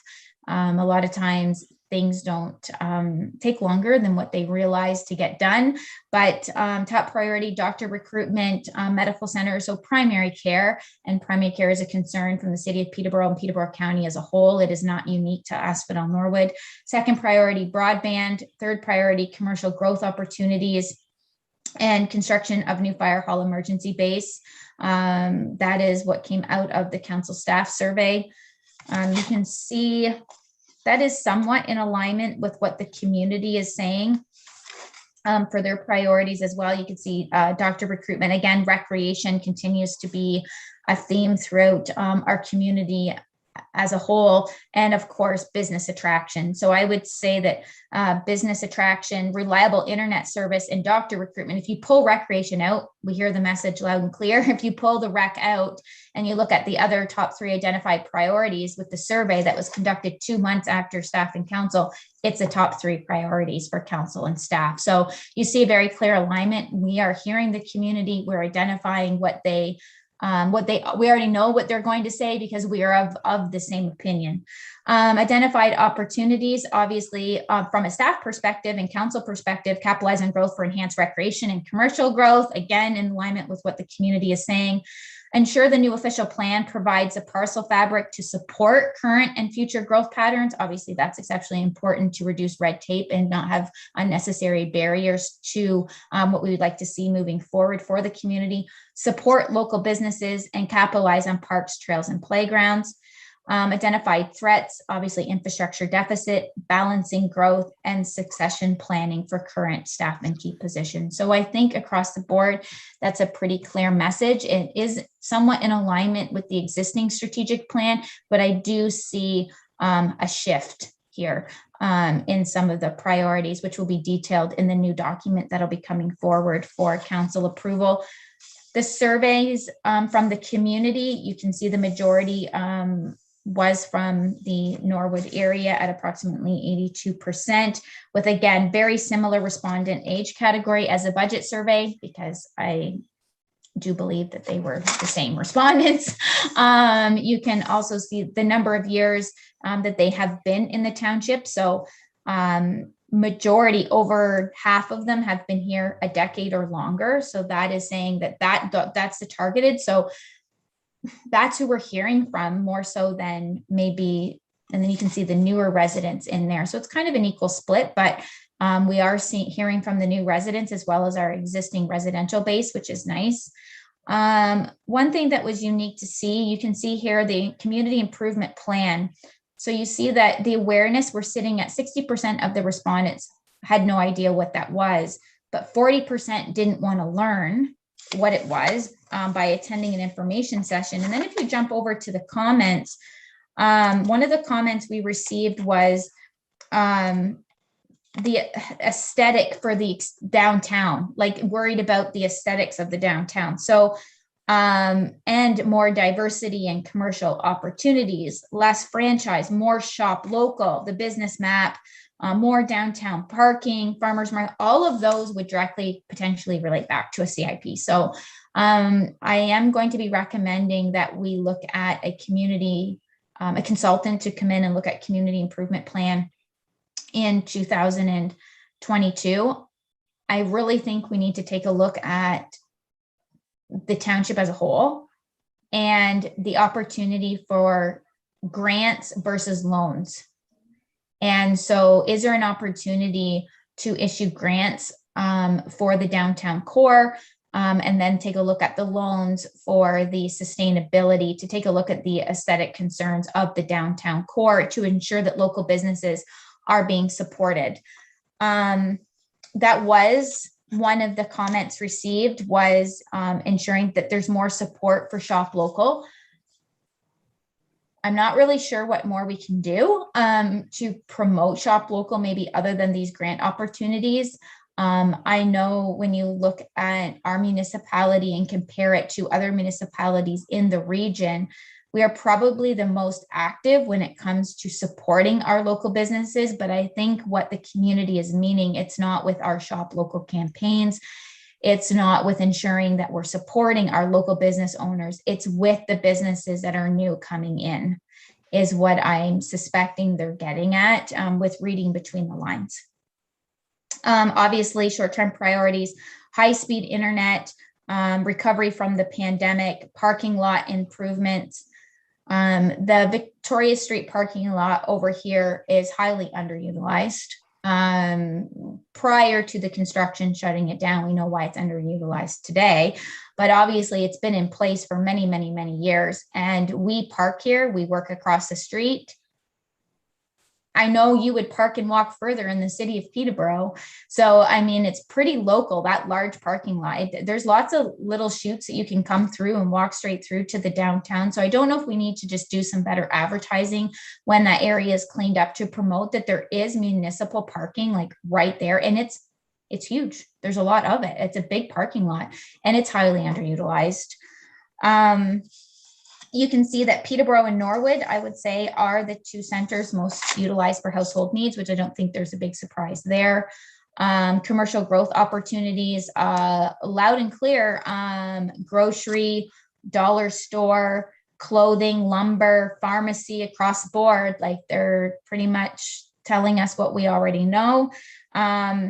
Biggest challenge, lack of commercial retail and obviously the infrastructure replacement costs and growth management. So, and internet, pretty strong themes across the board here. So, I mean, as far as the strategic plan updates, I would like to know council's opinion of whether you feel, based on the feedback we've received to date, do we need to go one step further and conduct the focus groups? Or are we, based on what we're hearing and what we know to date, and based on the deferred items that have to come from the existing plan, are you ready to see a draft document? Or do you want further engagement? Council, there's a point question. Deputy Mayor Burt. Well, I'll start off here.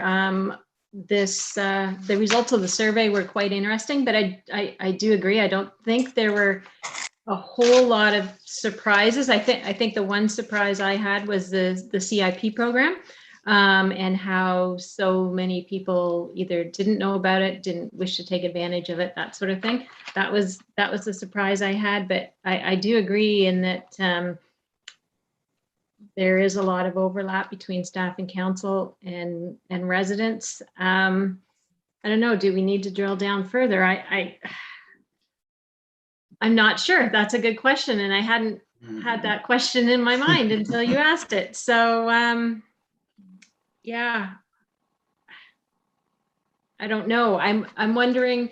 Don't you love those unexpected questions? And yeah, well, we give them to you, so it's only fair you give them to us, right?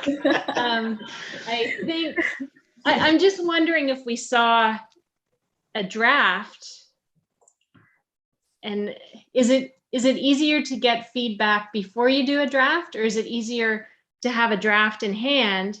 People can see that and then offer insight. I don't know. Okay, I laid out kind of the next steps from my chair. And I think based on what's happening in the community and what we're seeing and what we know from the community, and from what the emails and telephone conversations and conversations on the street that we're all having with residents, I think we kind of know where we're headed.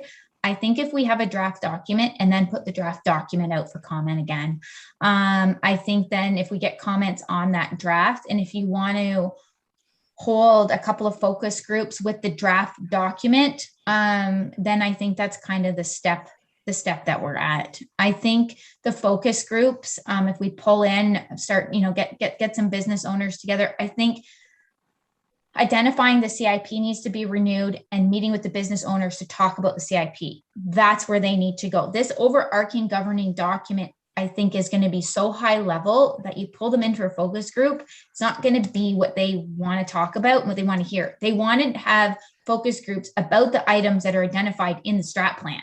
So when it's like the CIP, when it's the, downtown planning, when it's, the PIC, I thought, for the skateboard expansion. And I just think people aren't ready yet, to start coming out. I mean, it was an eye opener for people for the skateboard expansion. So I think from my chair, we're prepared, but I wanted council to know that I'm willing if you want to see further engagement. But I think from my chair, we're ready to do a draft document and put it out, release to the public for comment, and leave it out for comment for 30 days. And there's no reason that we need to rush it through. Put it out for 30 days, put it out through our regular advertising streams, and see what feedback we get.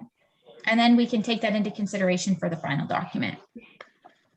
We pushed that survey hard. And so we were the 63, we did it through every channel we possibly could. It went out in mailers, in the water sewer billing, it went out, and we got the 63. So I think people are a bit on overload, to be honest, with the electronic feedback, so to speak, but they don't want to come and talk in person either, obviously, with the skateboard expansion. So I'm a bit of a loss, and we need to have the document in place to start structuring our conversation. So. Sounds good. Thanks, Candace. Yes, through you, Mayor. I'm in agreement, Candace, with that comment that you made about having the draft proposal out first. I don't know what else we would gather by having another, survey or whatever, as you said, struggling to get 63 of probably the same respondents. So I like that. A draft document for us to see would be great. Okay. Any other Everybody comments else? from council? Yeah, let's comment if I Go can, ahead. through you, Mayor. And I'm aligned with what Deputy Mayor Burt and Councillor Ward is saying. I think if we have a draft document that we can review, awesome, because it kind of starts to pull it all together. I'm not overly what they're thinking. And then, yeah, there's nothing wrong with taking that draft document out. If we don't feel people are still comfortable to want to come together and meet, just put it out there in a survey. But now it's more refined to get just kind of last minute feedback, and then we move it forward from there. Okay. My comment, it's just a tough go, no matter how you look at it. I mean, people don't want franchises to come to town, and yet some of the new residents are saying, great, there's a new franchise in town. I mean, with a drive-through, who's had that in a small municipality before, right? So, I mean, it's tough to have these. First of all, we don't have a choice as to what franchise wants to come to town and spend millions of dollars to build something. So, I mean, we're just thankful that they actually come to town to want to do that for us. Some of the comments are like, we have 5 gas stations in town. Well, if we actually have the expansion that we're predicting that's going to come to town, you're not going to want to line up for 20 vehicles to get gas in your car and wait a half an hour. So having 5 gives you a choice. So that still allows you to shop local and look after the people that are paying the higher taxes in order to sustain themselves also. So, I mean, there's a lot of tough choices, but with the downtown core though, being as experienced as what I am as being down there is like, it's tough if people want things to look different and whatever with today's prices on different materials, and even getting the materials in order to do another facelift on your place, or try to keep it as quaint as it could be downtown. Like, there's tough challenges to everything. So everybody has to be patient and respect the people that possibly own their buildings that have tried their best too, because I mean, a lot of the buildings have done facelifts and made themselves look as good as they are. We have a couple places now that are vacant downtown, but I'm sure as spring hits, as winter gets over with, COVID's basically at a standstill for us, or at a dull roar, that these stores will open, and I'm quite confident they'll be very successful when they do come here. So there's a lot of challenges, but more just comments, not necessarily a rant, but it's a tough go when you ask the public for comment when some of them aren't really invested, other than they're willing to shop local, which is what we really hope for in the long run. So anyone add any further to this?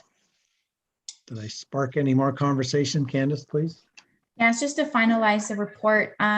So the communication strategy, because as we all know, the push-pull effect between the municipality and the residents is communication.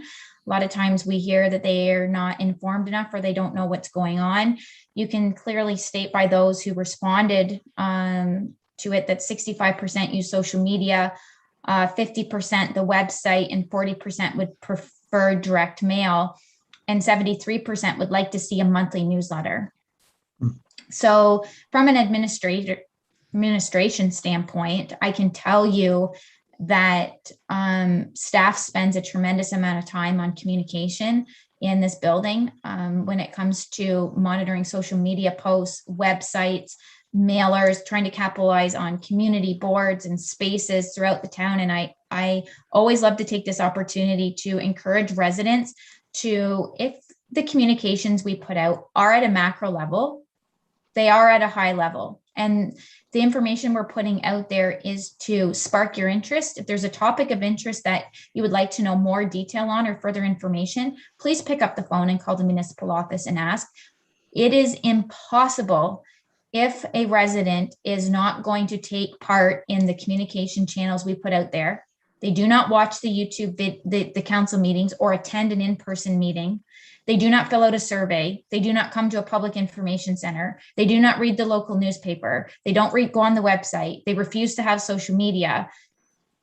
but still want to know more information. We're to a point where we would have to have a full-time communication person to prepare all of the documents because there's certain topics that they want to know a lot of detail on. And we would never even put that out in a monthly newsletter. I don't think we're ever going to solve it because the level of detail they want to know, it's not something we would put out in a communication. It would take pages. And so I think the message is that we need to get out there that if you're interested in knowing something, please don't ask another resident. Please ask the municipal staff. Please contact the council that you elected, and they will point you in the right direction to get the answers to the questions that you need. Because from an administration standpoint, we're tapped out for the amount of time we can spend on communication strategies. That being said, we will be considering the newsletter electronically. People can sign up to receive it. We'll email it out to you, but it likely will not be on a monthly basis. Probably quarterly, maybe bi-monthly, but it won't be on a monthly basis. We'll get the format together, and I can tell you it'll take 6 hours to probably do that every time we put it out. So everything takes time. We are not here as municipal staff to hide any information. It's just we can't predict and have the time to put out the exact level of detail and the amount of information that people want to know when they want to know it. So meet us halfway is all I ask. And so the communication strategy spoke loud and clear. Obviously, the social media and website, as much as it doesn't appease everyone, it's obviously doing its job. It's 65 and 51% of the people that responded. So we're going to continue utilizing those channels, popular or not.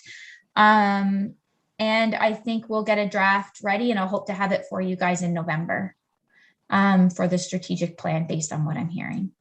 So thank you, Mayor. Yeah, thank you, Candace. And that was a great rant. You did very well. Not really, not ranting, I'm educating. There you go. That's what we like to call it too on our end. Just for your information, I do know from a meeting today that when county put a poll out for a survey, there was 59,000 people in the county basically, and they received 3,252. So that was like 7%. And I think 650 of them came from the actual city, not the county. So, yeah, I mean, we're doing really well considering the surveys that people with a lot, or companies with a lot more money have ways to advertise, and they still get little response. But anyway, that's very good. Any other comments concerning this report? Any questions? Councillor Walsh, please. Yeah, through you, Mayor. And I just really want to reiterate what Candace said regarding the monthly newsletter, because I spoke to Candace yesterday regarding this. I think for us to invest in a monthly newsletter is a lot of time and effort to just put it together. Then it's all the time and effort of answering questions after that come in from people. What level of detail do you go to? No matter what we put in the bulletin, it's going to have some people not happy because there's not enough detail in there, or we're not going to hit certain topics that people want. So I still am going to go back to the onus that is reiterate what Candace said is, if you have a question, please come email me, call us, phone any of us. We're open here to answer any inquiries, or contact the township office, but don't go around spreading things that aren't true. Verify your facts, because it's disappointing when you talk to certain residents and say, well, I've heard this. Well, no, that's not right, when you actually advise them. Unfortunately, just people don't take the 30 seconds to pick up the phone and email somebody or reach out directly and get the truth, get the right answer that you have, that you now know. And at least if you're going to share it with 1,000 people, that you're sharing the right info. Realistically, not feasible. I think we'll find something in between that works, but I still think there definitely is some onus on our residents that you need to reach out and ask and be engaged if you got a question or concern. We're here to help, but if you don't reach out, it's hard to help. Yeah. Good point, Councillor Walsh. My only thought and concern on some of that is that in most cases, when people actually try to reach out, they should try to reach out to staff first, before they actually hit a counselor. We're not in the business of knowing the day-to-day business of everything that happens in the township, or what streets or what roads the grader might be on, what potholes are in certain roads and whatever. It's staff that are more well-informed.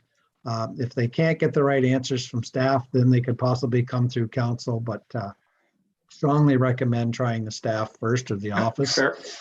Yeah, that's the only thought. But other than that, I mean, when you bump into people on the street, obviously you're not going to ignore them and say whatever. It's you're going to try to the best of your ability to answer it. But as long as they understand, we don't know the day-to-day businesses of everything that happens behind the scenes in Asphodel-Norwood. So, Deputy Mayor Burt, please.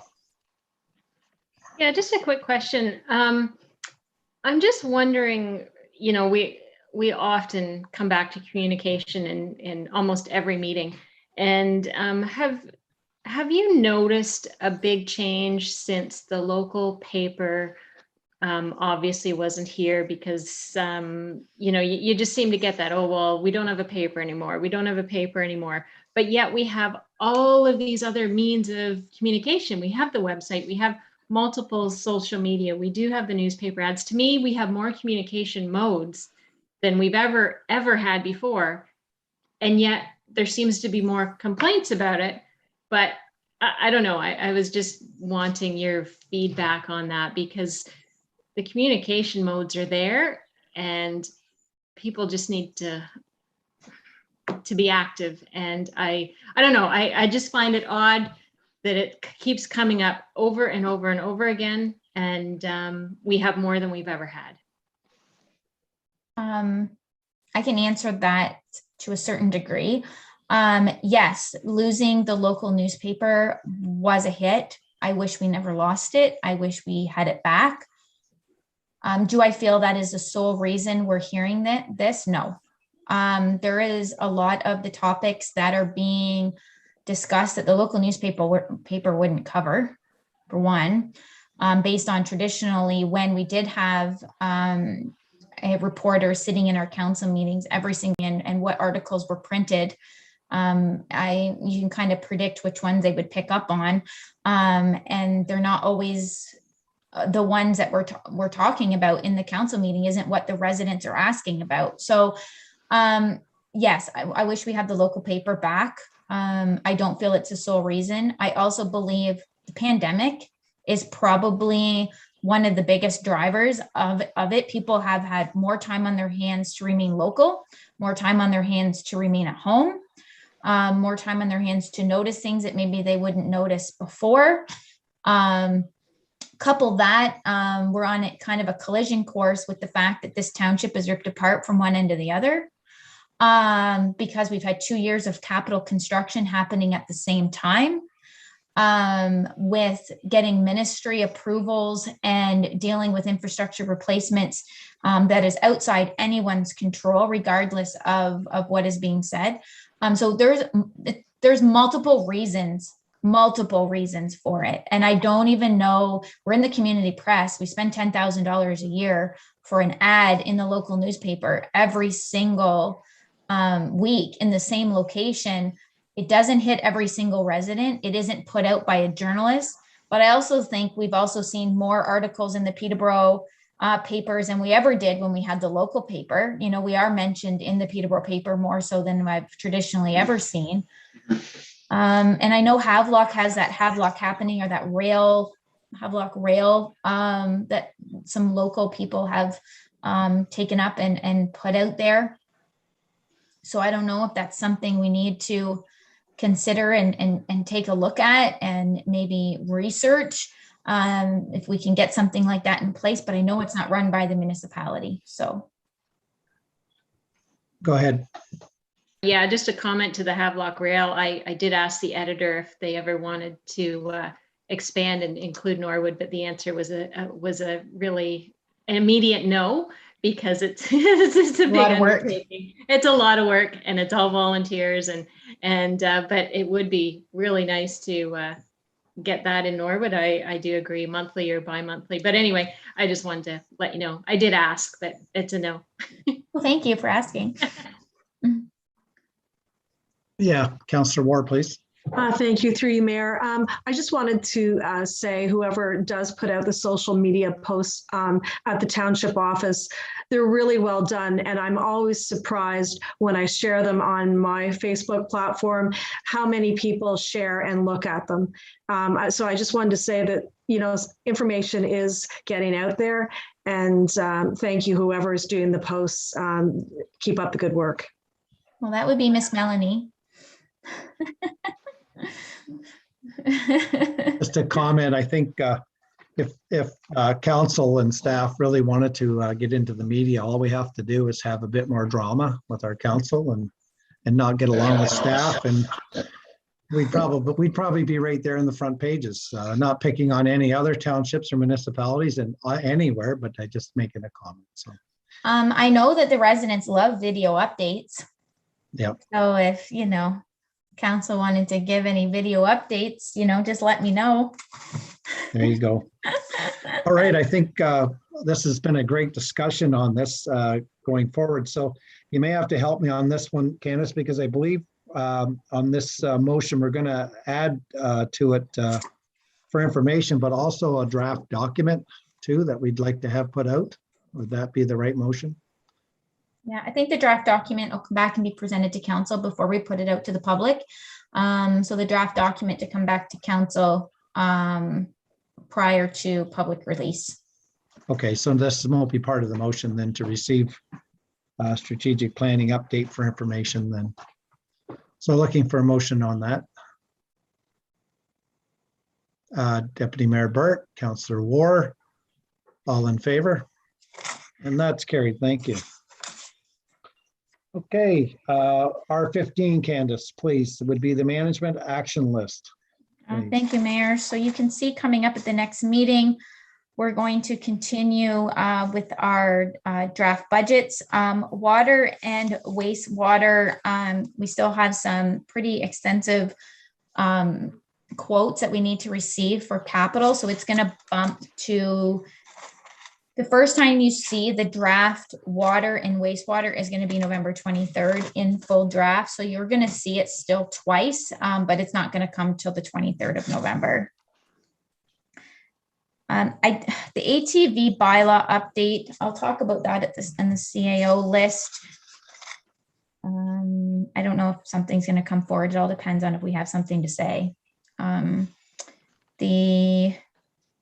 We're going to add the sponsorship policy to 2022 for trees, benches, shelters. We'll add the RFP for insurance for 2022. And anything from council, if they have anything to put forward. I think I'm on the right one, but down near the bottom there, it talked about the transfer station bridge. I think that could probably come off now, but I'm not sure if that was the right list or yes. not. Yeah, it's for 2022. Yeah, it'll come off. Okay. Anything else, council, that you'd like to mention or bring forward or ask questions about? All right, seeing no hands then. Thank you, Candace, for that report. Then we need a motion to accept this report as presented. Councillor War, Councillor Archer seconded it. Any other discussion? All in favor? That's carried. Thank you. All right, next, this is part of our amended agenda, would be the R16. And this is the community center reopenings with an update from Peterborough Public Health. Candace, you're on the phone today with them last minute. So you want to fill us in on that, please. Yeah, so I'm sure as council is aware, on Friday, the provincial government announced that OREG 36420, which has been governing us while we've been in step 3 of the province's reopening plan, it would be again amended, but this time via OREG 72721. And that OREG listed the following: capacity limits for facilities can be removed. Physical distancing in spectator and non-spectator areas can be removed, but contact tracing, screening requirements, safety plans, ID and vaccination checks all have to stay in place. Organized sports league and organized events must submit a safety plan to the facility prior to us issuing, which is the same that's going on right now before we can issue a rental. Everyone must wear a mask indoors. Obviously, the limited exceptions still apply that have always applied. But the enhanced cleaning and disinfecting protocols are still in place. So as of 9 o'clock this morning, township staff participated in a meeting with Peterborough Public Health, the city of Peterborough, and all lower tiers except Trent Lakes to discuss the impact of the latest regulation change. The city of Peterborough implemented the change to capacities effective yesterday evening. All other lower tiers in Peterborough County had not implemented any changes as of this morning's meeting. They were waiting for this morning's meeting and then being able to rally and figure out their own operations. A few basic consensuses were reached among the facilities. Doors will be unlocked 30 minutes prior to rental time and relocked. That's all except one facility, which is North Cortha. They can't lock their doors because they just have people enter that same door to get to their fitness club that's open 24/7. So they just have a different setup there. A rep will be stationed at the door for the duration of time the doors are unlocked to conduct checks. That's directly from Peterborough Public Health. Obviously, if the doors are open for a longer period of time, you have to have someone there checking all of the screenings and vaccination checks and everything for the duration of the doors being open. Dressing rooms will be open with no capacities posted, separate entrance and exit points, except for one facility that can't accommodate that. Across the board, canteens will remain closed, well, except for the city of Peterborough. But when I say all of them, I'm not including the city. I'm talking about all of the rural lower tier municipalities. Most are considering January for a reopening of the canteens because obviously, as soon as you are allowing food to be sold, then the masks come off. So for food to be consumed. So just a slower approach to that. All municipalities are considering opening with no spectator limits at all, except for Asphodel-Norwood staff are recommending a slower start in order to keep 2 sections of spectators that are rotated. So between the lobby end and the Olympia end. So if we double the capacities to 4 spectators per person, what that does for our facility is we're able to keep 2 sections at the Olympia end. All of the spectators can go there. You can sit side by side. That allows 160 people in the doors, which we don't see 160 people, obviously, but it'll keep that many in there as a maximum. Then the next rental, they switch to the lobby end, and that gives staff the opportunity because the disinfection and cleaning protocols are still in place so that they can disinfect the seats that were just sat in, or at least if we're not disinfecting every seat, we're able to at least allow it to be unoccupied for 45 minutes. So it's not just a consistent rotation in every seat. So we're able to go 160 people, 160 people, 160 people, 160 people. If we go carte blanche across the board and open it with no sections and limitations, staff will not be disinfecting or cleaning seats in between. It's impossible. We will not be doing it. So that'll be foregoing that cleaning and disinfection protocol. Millbrook and some other facilities have put 30 minutes between their rentals, so they're able to do that. And they've reduced the ice time that they've given to their users. We have not done that. We have kept to the 10 minutes in between every rentals, which means in 10 minutes, it is impossible to clean random seats when you're not dictating where people are seating. It's not possible. So we either forego the cleaning and disinfections of the seats in between every rental. The other concern is when you open it for game night, obviously there's capacities. We could have people coming in from, other facilities and coming in and taking up all the seats. If we keep in the 2 sections and don't limit it per player, then the visiting team could come in and take up all the seats, and then our home guys come in and there's no seats for them. So it's either forego the sections, forego the number of spectators per person, and we don't disinfect and clean other than probably once a day. During the day, we'll go around and we'll have to clean every single seat in the place, because how would you track which seat's been sat in when it's random everywhere in the whole stance? It's not possible. So the other thing that we're recommending is that 4 parent volunteers still be permitted in the dressing rooms to help. obviously there's no longer 9 maximum. It's opened up for, they can have 1. Sometimes there'll be 2 dressing rooms, whatever Seamus assigns them or the municipal staff assigns them. But there's no capacity limits, but 4 parent volunteers still be allowed to go in and help.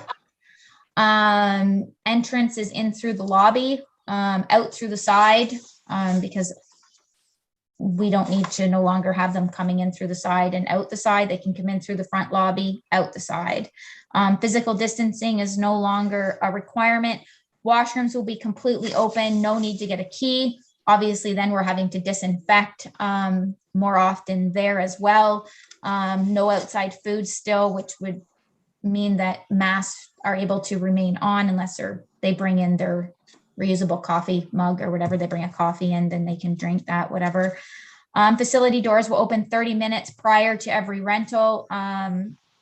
Facility doors will be closed and locked 15 minutes prior to each rental. So there's that 15-minute gap, because obviously otherwise the user is going to have, if we leave the doors unlocked all the time, a person has to be stationed at that door, according to Peterborough Public Health, for the entire duration of the evening. And there's no user group that's going to be able to provide that. So they have their person come and they screen for the 15 minutes that the doors are open. That's when everybody's getting in. Everybody's screened, everybody's checked, all the IDs are checked. Then they sign the attestation.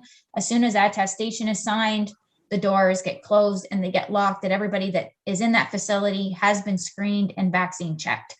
If you leave the door open and that screener person goes away and are now, because a lot of times they have other duties for the user group, they're not just there to screen, they have other responsibilities.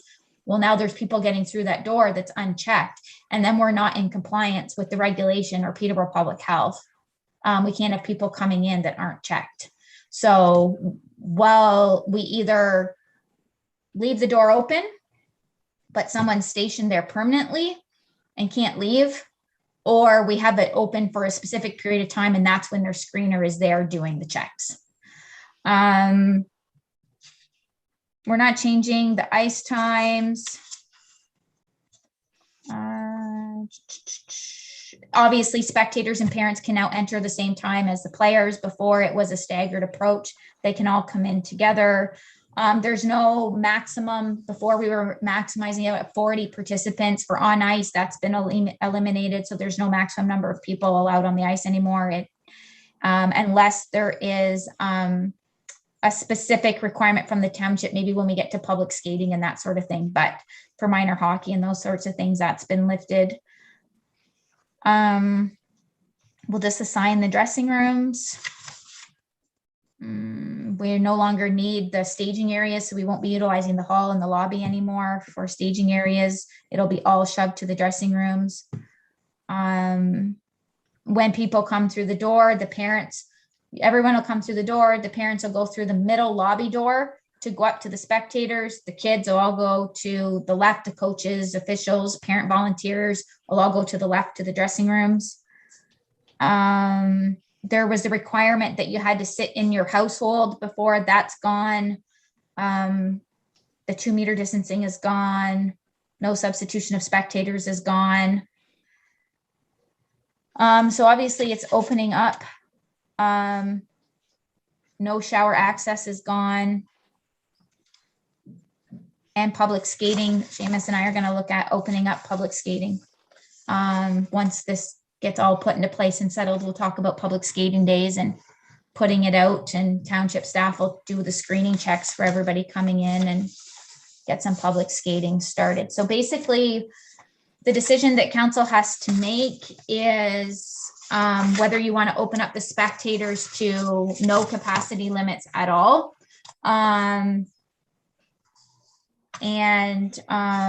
That's the biggest one. Everything, and whether you want us to lock the doors at the 15 minutes and 15-minute mark, or whether you want to leave them open right to the rental time.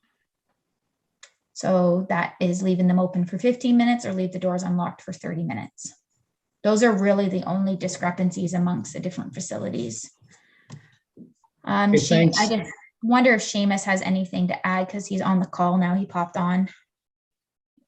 Go ahead, Seamus, if you have anything that you'd like to say. No, I'm good. I'm pretty sure Candace said it all.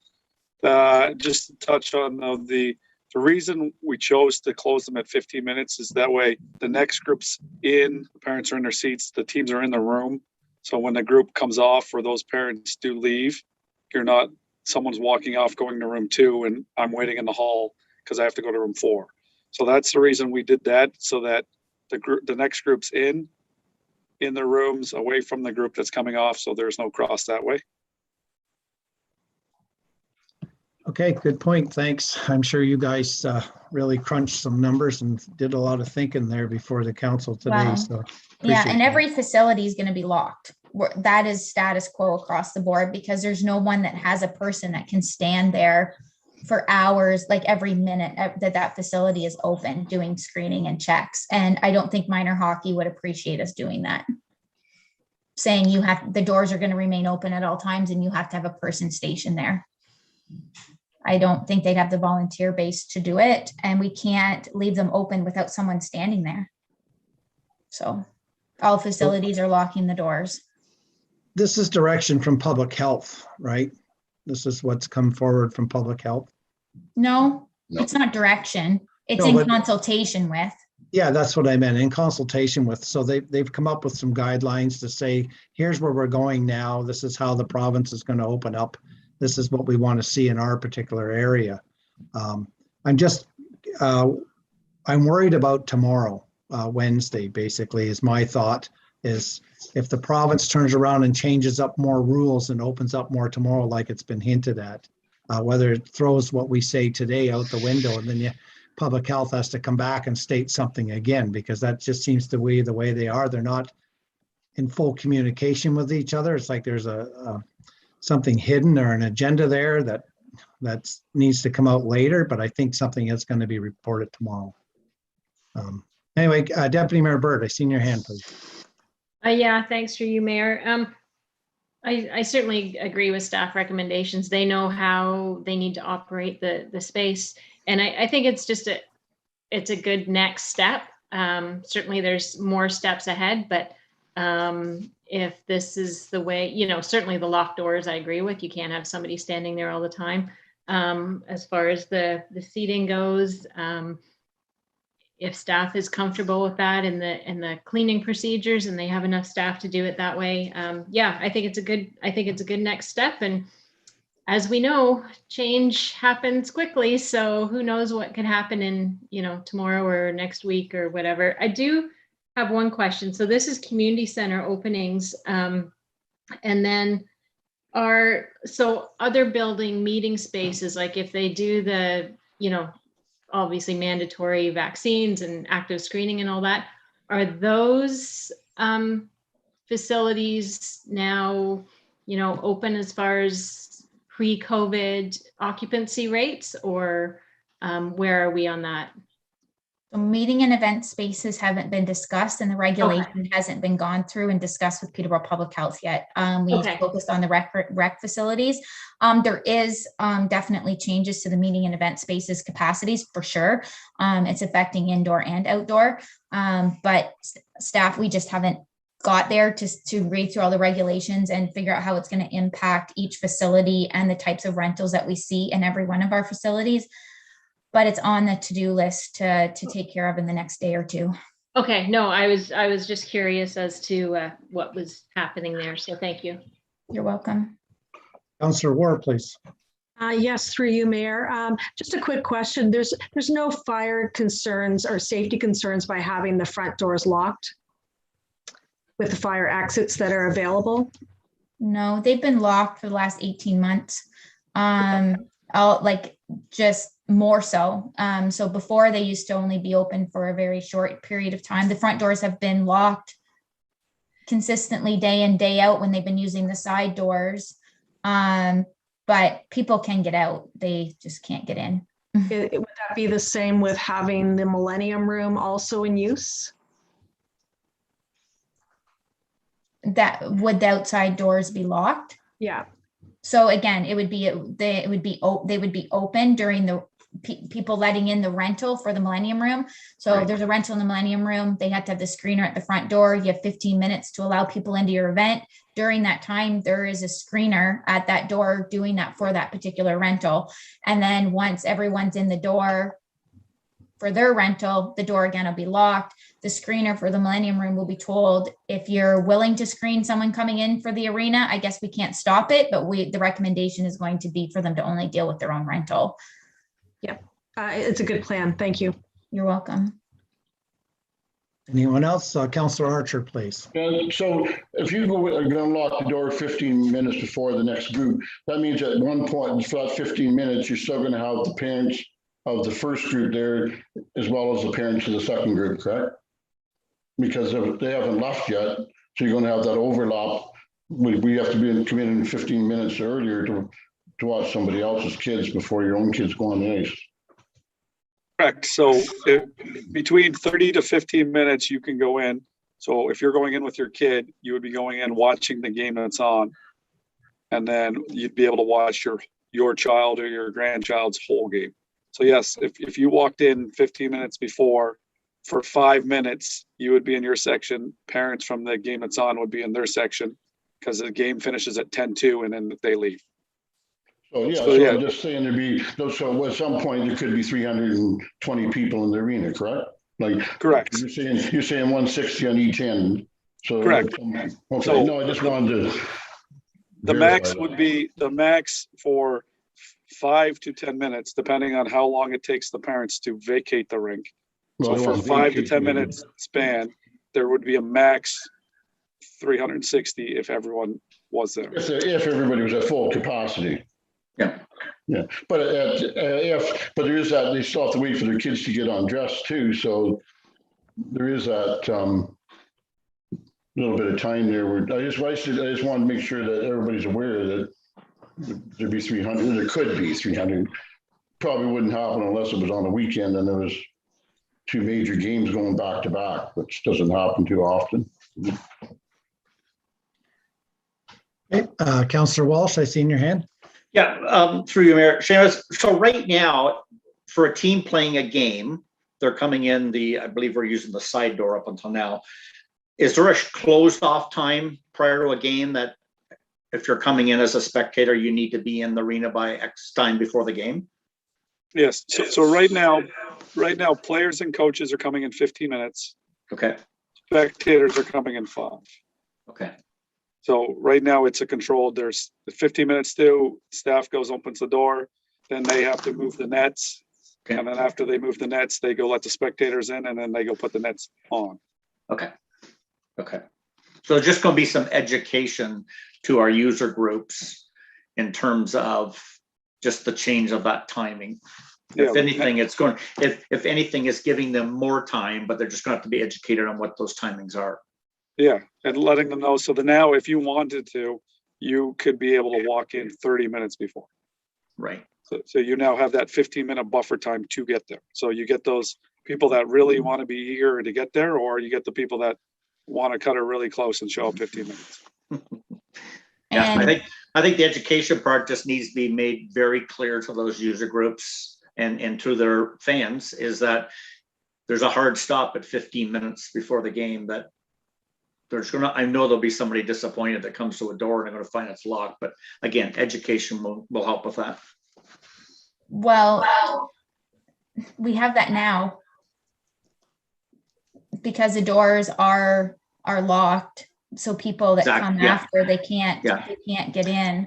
No, but they're used to coming up. They're used to coming up to 5 minutes before the game. Yeah, so it's just an education piece. I think it's again, it's different, but again, it's just education, and I'm comfortable with the 4 per player. Each of the user groups will manage that, and you know what? If it goes well, we can. I'd sooner see us walk before we run. Yes, there could be other communities do it differently, but I like the approach we're doing. We're keeping it safe. It allows us to sanitize and disinfect in between each group. And if we find it goes well, we can always move it up. It's a lot easier to move it up than have to dial it back. That sounded like a motion almost. Candace, you had something further? Yeah, I just want to make it very clear that we are different. in this regard. So I just want council to understand that what I was hearing this morning, and again, it was just staff talking, and at that point, there was no final approvals in place and people hadn't implemented anything. But it sounded like, and Seamus, correct me if I'm wrong, that everyone other than us was going to full capacity with no spectator limits, as well as some were going, it was split. Some were doing the 30 to 15 minutes before, and then other facilities were leaving it open right till rental time. It was split. I would say there were some doing 15 to 30 minutes and some leaving it open right till the rental time. It all depends on the facility. So there is going to be those two differences. And I know even though we're saying 4 spectators per person, and we don't traditionally see that, we did eliminate the no spectator substitution. So before, if I was only going and taking my child by myself, so right now I would have 1 extra seat. I couldn't give that to Seamus for him to bring an extra person because we had no spectator substitution. We took that out.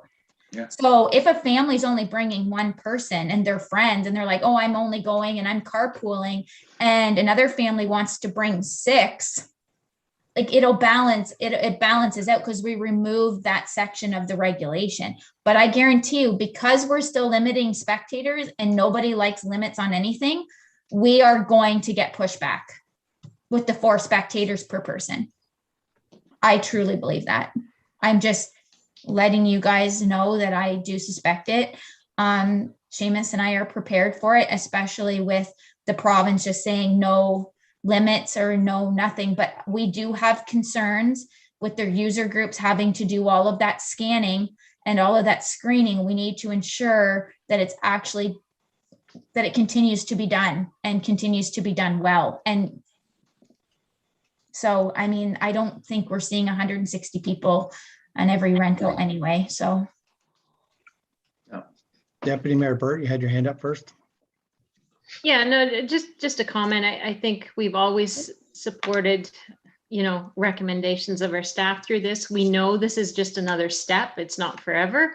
And it could change quickly if everything goes well and the bugs get worked out. So again, communication piece, people just need to relax. Let's take this as another step and let's get staff comfortable with how they proceed. And then, maybe we can take the next step sooner rather than later. We're used to taking these hits, and hopefully staff certainly is used to taking these hits. But if they're willing to do it, I think we need to follow their recommendations for now. Councillor Archer, you had your hand up. No, that's fine. Okay, excellent. So after we make this, once this motion starts to come through, I'm confident that staff will reach out to the user groups with what was motioned today at council, basically as soon as possible. So that way there's no miscommunication or lack of communication, and the questions could when that's sent out. So Councillor Walsh, you started the motion there. I'm not sure if you'd finished it or not. I'm comfortable with the amended plan that has been put forward today. Well thought out. Yes, we're going to be a bit different, but you know what? We're going to walk before we run, and we'll monitor it as we go. And it's a great next first step. Okay, thank you. Do I have a seconder to that then? Deputy Mayor Burt, is there any more discussion on the motion then? Seeing no hands, all in favor? And that's carried. Okay, thank you. All right. Yeah, thanks, Seamus. And be safe out there and get cleaning. Thanks, you as well. Bye for now. Okay, on to correspondence for action then. We had something earlier that we motioned to bring forward with the Masonic Lodge delegation, the Norwood Masonic Lodge number 223. Is there anybody that was able to come on board for this delegation, Candace, at this time? I did have a township staff member reach out to Mr. Piercy, who had put forward a delegation request form, and he's having technical difficulties, but was comfortable with staff moving forward and council moving forward and taking a look at the letter that they submitted and considering that without the delegation. So staff council can look at the letter that was received from the Masons and have a discussion and make a decision without the delegation present. Okay, I'm comfortable with that. Thank you very much. As long as we had the verbal from Mr. Piercy. So I believe all of council received a letter from the Masonic Lodge, and Mr. Buchanan, I believe, was on that letter also. Candace, go ahead. Does Councillor Archer want to declare again? He declared earlier for this. I'm so sorry. I didn't know if he was wanting the opportunity to declare. Yeah, I think I'll declare. Yeah, you're right. Sorry about that, Wilburn. So just Okay. mute yourself It's just because there. I'm a life member there and I just think I should, so, okay. Oh, I think it's a good idea. Yep. Yep. Just mute yourself and step away or blank your Okay, screen there. I'll do that. Maybe. Down on the left-hand side in the black there with your cursor. Yep. There you go. Thank you. Okay, so I believe all of council received the letter from the Masonic Lodge. I guess the bones of it was they were looking for the development charges to be waived. Obviously, we can't waiver Peterborough County's development charges, but we all received this letter and it's open for discussion at this time. What would council like to discuss as far as this letter is concerned? Who would like to start? Councillor War, please. Thank you. Through you, Mayor. I was just wondering if staff could give any more information about the status of the property in question, if that would be possible. Yes, it is my understanding that the property has sold and the property has changed hands and that the Masons are no longer the legal owner of the property, is my understanding. All right, that starts. Anyone else from council like to talk? Deputy Mayor Burt, please. Yeah, through you, Mayor. So basically this was triggered from a zoning aspect. Is that right, Candace? Well, Somewhat. the zoning was brought into question. I think there was some miscommunication or misunderstandings between township staff and representatives of the Masons Lodge. There is not a dual zoning on this property. It is zoned R1 across the board, which is great because the new owners of the property have stated their intentions are to renovate the building into a residential home, which means the new owners do not need to go through a planning application and rezone the property. The issue is the existing use of the property and the historical use of the property is institutional. The new use would require, the renovations require a building permit, which is a change of use building permit, which triggers the development charge bylaw from Peterborough County and the township. When the property owners spoke to township staff, they were looking at what were going to be the requirements if they were to purchase this property in order to turn it into a residential home.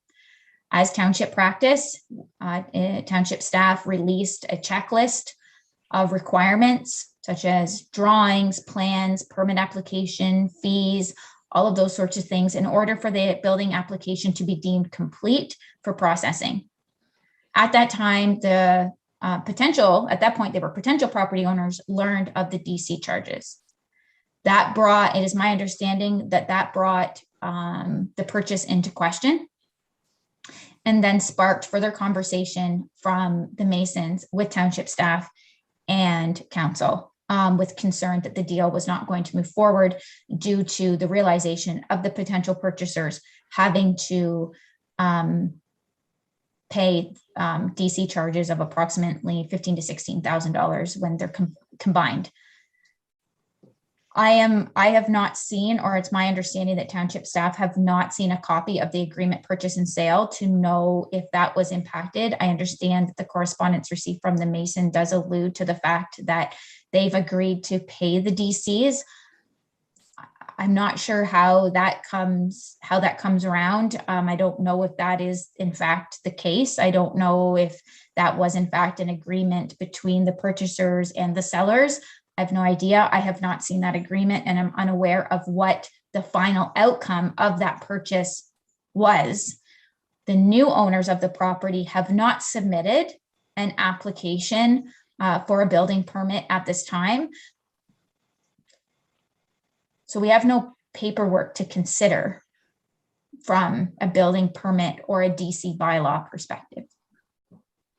And that's basically all I know at this point. Go ahead, Deputy Mayor. So, yeah, so just to follow up, I just kind of wanted to get that clarified, and certainly not having to go through the planning application and all of that is certainly good news for the new owners. I guess I'm a little bit confused because they're coming to council to ask to waive the DC charges, and of that, it wouldn't be the 16,000, it would only be the 7,800 because this is just township. However, the Masons don't own the building, so I guess I'm a little bit confused on where it's coming from. And also, just to remind council, we have had at least 2, maybe more, and certainly there's been some building permits that have been requested to waive the fees, and those have all been declined to this point. So I will just put that out there and the discussion can continue. Thank you. Anyone else at this time from council? Councillor Walsh, please. Yeah, through you, Mayor. And again, thank you, Candace, for the further updates on this.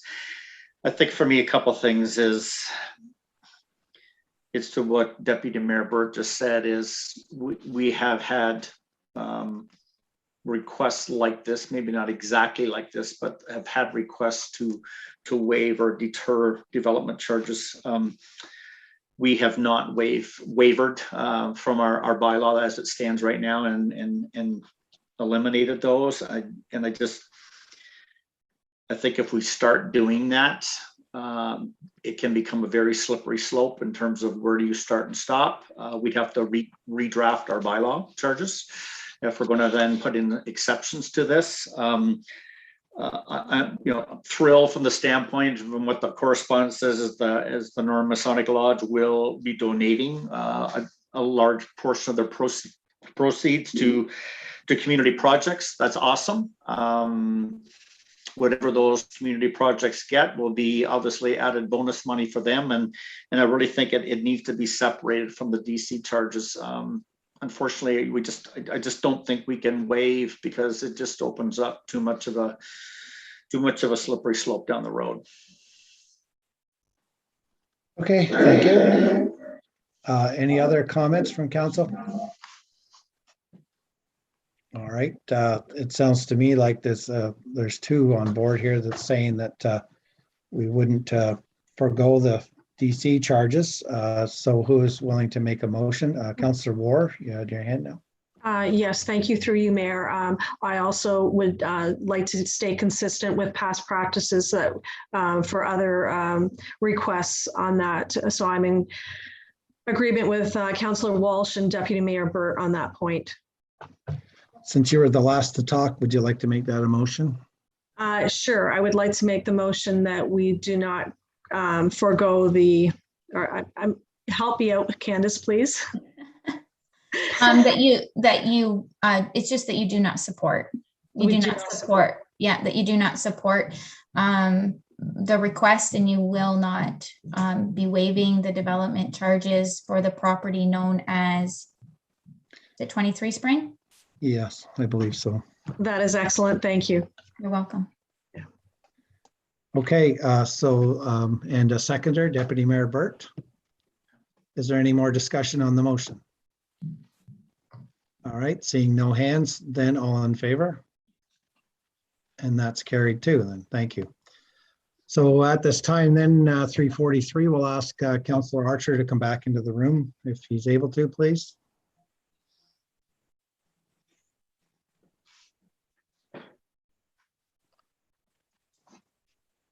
All right, it might be 3:44 when he gets here, so that's fine too. Okay, moving on then. C5, Community Care Norwood, regarding the donation request. They were a delegation, or we were going to have a video, I guess, Candace. I suppose your internet's acting up just as well as everyone else's in town. Is that video available? Well, I will try.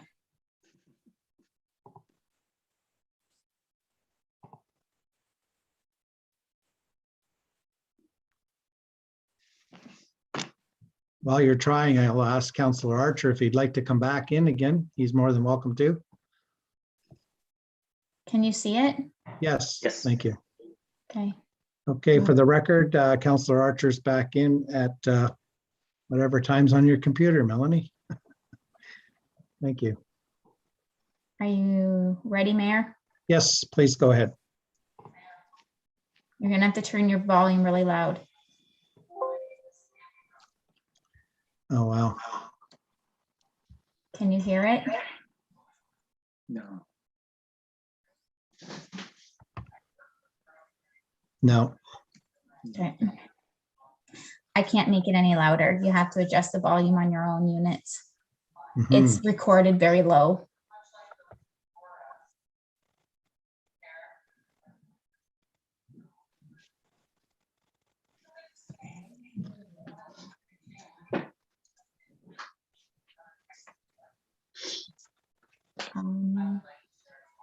What's the consensus? I'd say stop it. It's fine. We've seen the paperwork that was handed out to us through the agenda. So it's unfortunate, but that's technology again coming to bite us in the butt. So okay, Council. So we've had this in our agenda package. We've had time to review it. So Community Care is asking for a donation request. And just the highlights, I guess it's to help along with what they're trying to do. Who'd like to start off the discussion as to where you want to go with this? Deputy Mayor Burt, please. Yeah, just to clarify, sorry, am I echoing a bit? Not on my end. Okay. So the total funds are requesting for the monetary donation is $1,000. Is that in addition? I asked Candace about this, as I believe other councillors did as well. We do have a budget line for them for $1,500 per year. And is this in addition to that? And then also for the relief on the facility, we do in our bylaw or in our policy, we give we consider each organization up to $500 per year.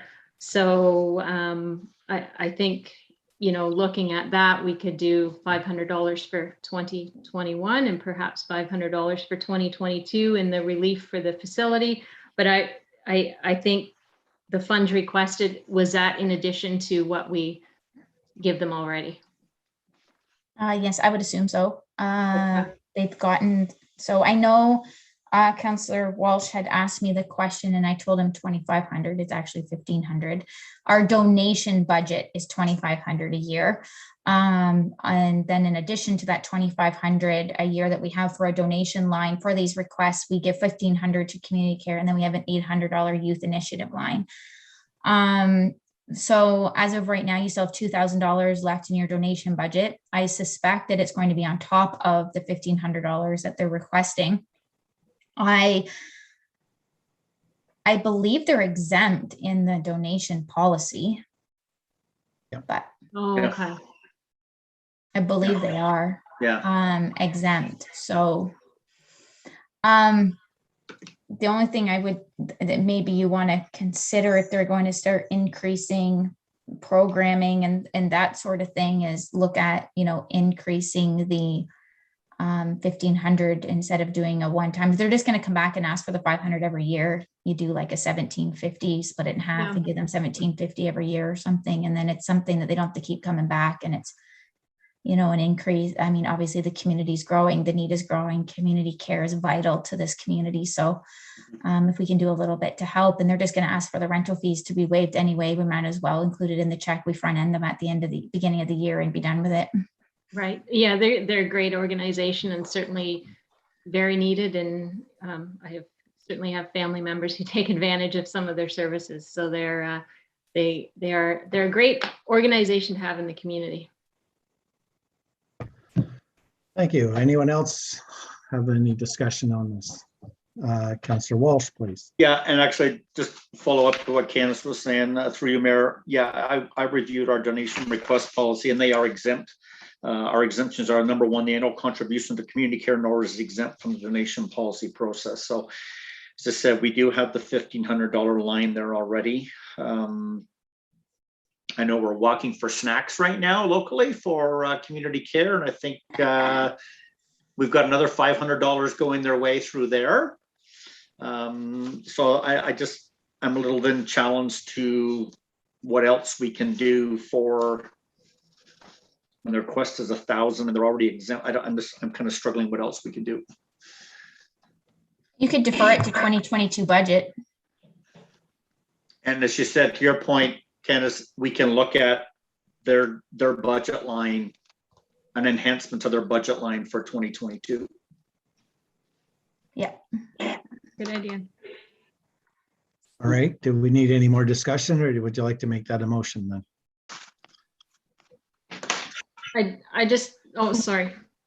No, it's open for discussion. I just was asking if we're ready for the motion.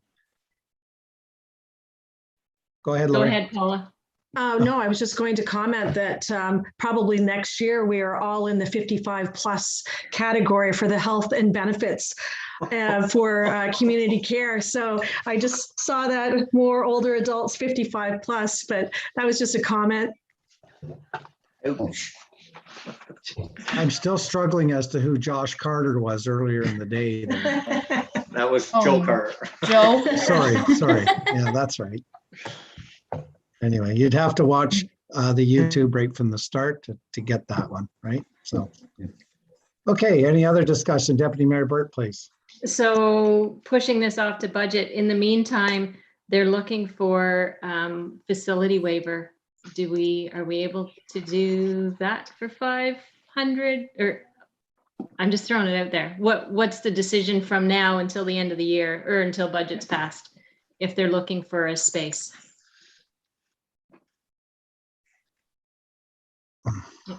Candace, any help? I can't make the decision for you, Mayor. I know. They're exempt from the policy. So, I mean, I don't know how the 500, to be honest, comes into play. Right. Yeah. Okay. So from my perspective, it's, we've given $1,500 for the 2021 year. Mm-hmm. We are looking at a further increase to that potentially and deferred it to the 2022 budget. And then it's consistent funding. And consistent funding on an annual basis means way more to an organization than one-offs that aren't guaranteed. So I think you're actually giving them more than what they're asking for if you consider an increase in the 2022 budget. That being said, you are in control of your own destiny. So if you want to deviate from your own policy, I'm not in a position to control and tell you what to do. I'm here to provide guidance. So my guidance is defer it to the 2022 budget and consider an increase to the annual stipend. But they are exempt from the policy. So they're already getting more than any other organization that has put out for a request. So by 3 times as much already. So. Yeah, once again, you talk about a slippery slope or where you want to go with how things are being asked for and one thing after another. And we've set this budget aside way back when because of the asks, and we've been pretty good so far. But council, it's still open for discussion. Deputy Councillor Walsh, please. So I will put the motion on the floor. And again, it honestly is to remain consistent with the decision we just made regarding the item prior to this is to maintain consistency and transparency. They're receiving $1,500 now. We can relook at potentially incrementally adding to that for 2022 to help them out. And to Dennis's point, that organization knowing up front that they have that come January 1st is better than coming and kind of piecemealing time by time and asking for funds. So I'm of the point that decline current request, and we would relook at enhancing their budget line for 2022. Okay, that's one motion. Do I have a seconder on that? Councillor Archer. Is there any more discussion on this motion?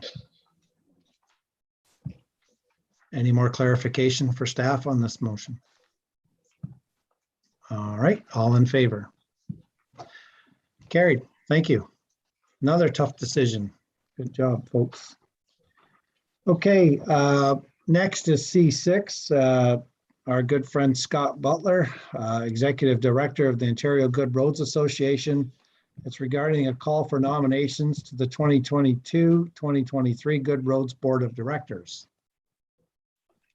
This is a nomination thing, basically, if anybody was interested in doing anything going forward with the Good Roads organization, then now's the time to speak about it. And if you'd like to be nominated to go forward, then that's how that works. So is there anyone that's interested in going to be a director for the Good Roads?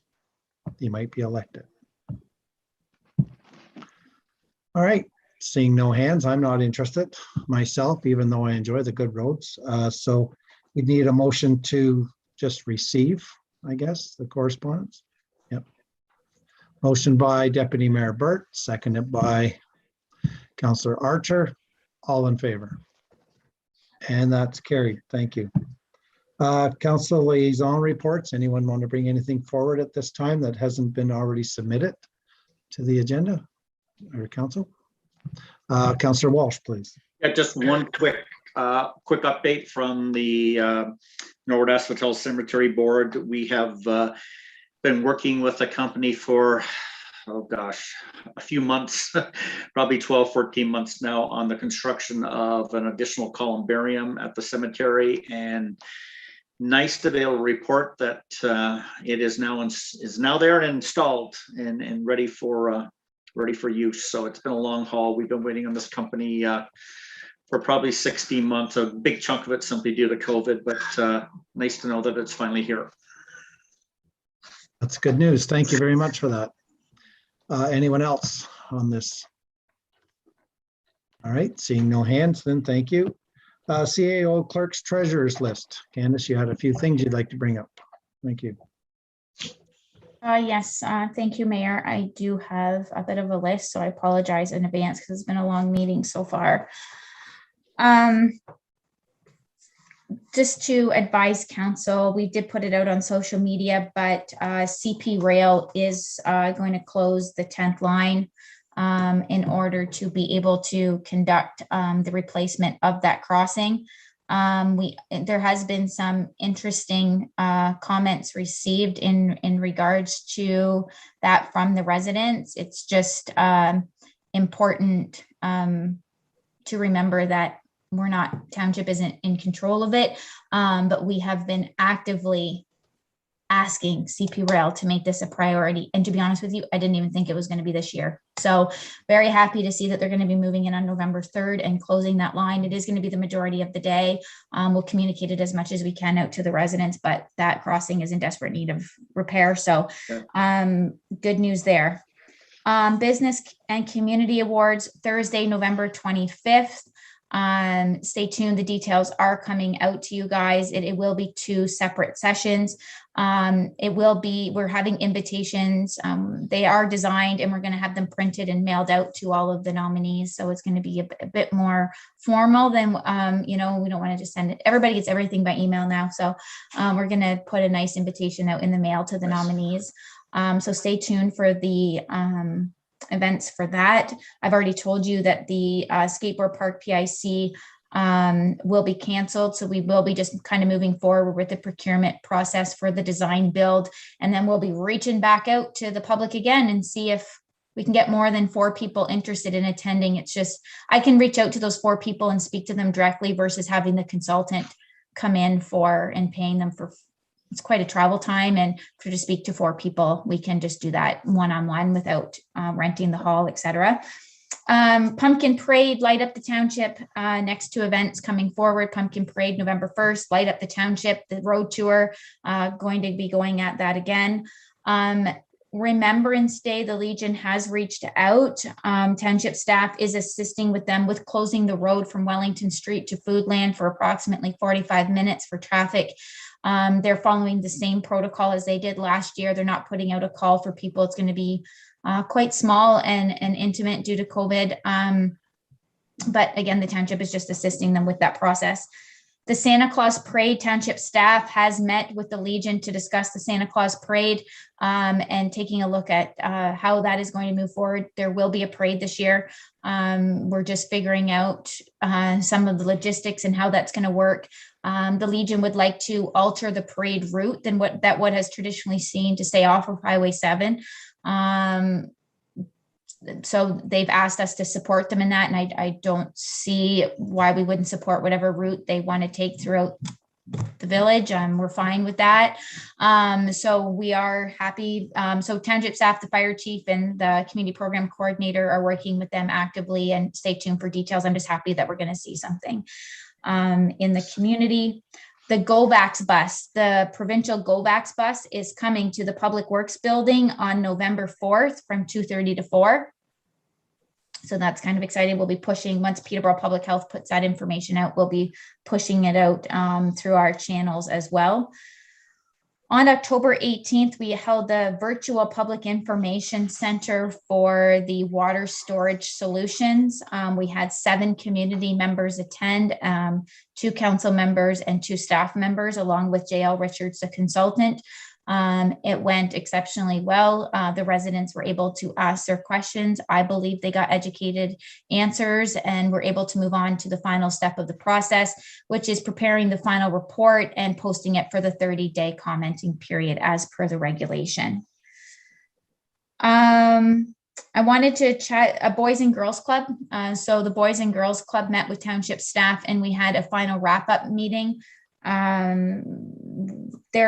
They do want to come back next year. They are going to run a March break camp, which is great. They're going to be focusing on the older kids for now.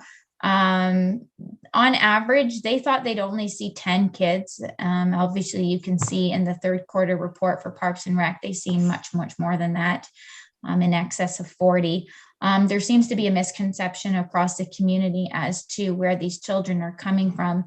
No, the staff they're not from the city of Peterborough or city of Kawartha Lakes, even though that's the name. The Boys and Girls Club, they're the Kawartha Boys and Girls Club, but the kids aren't from there. They're our local children.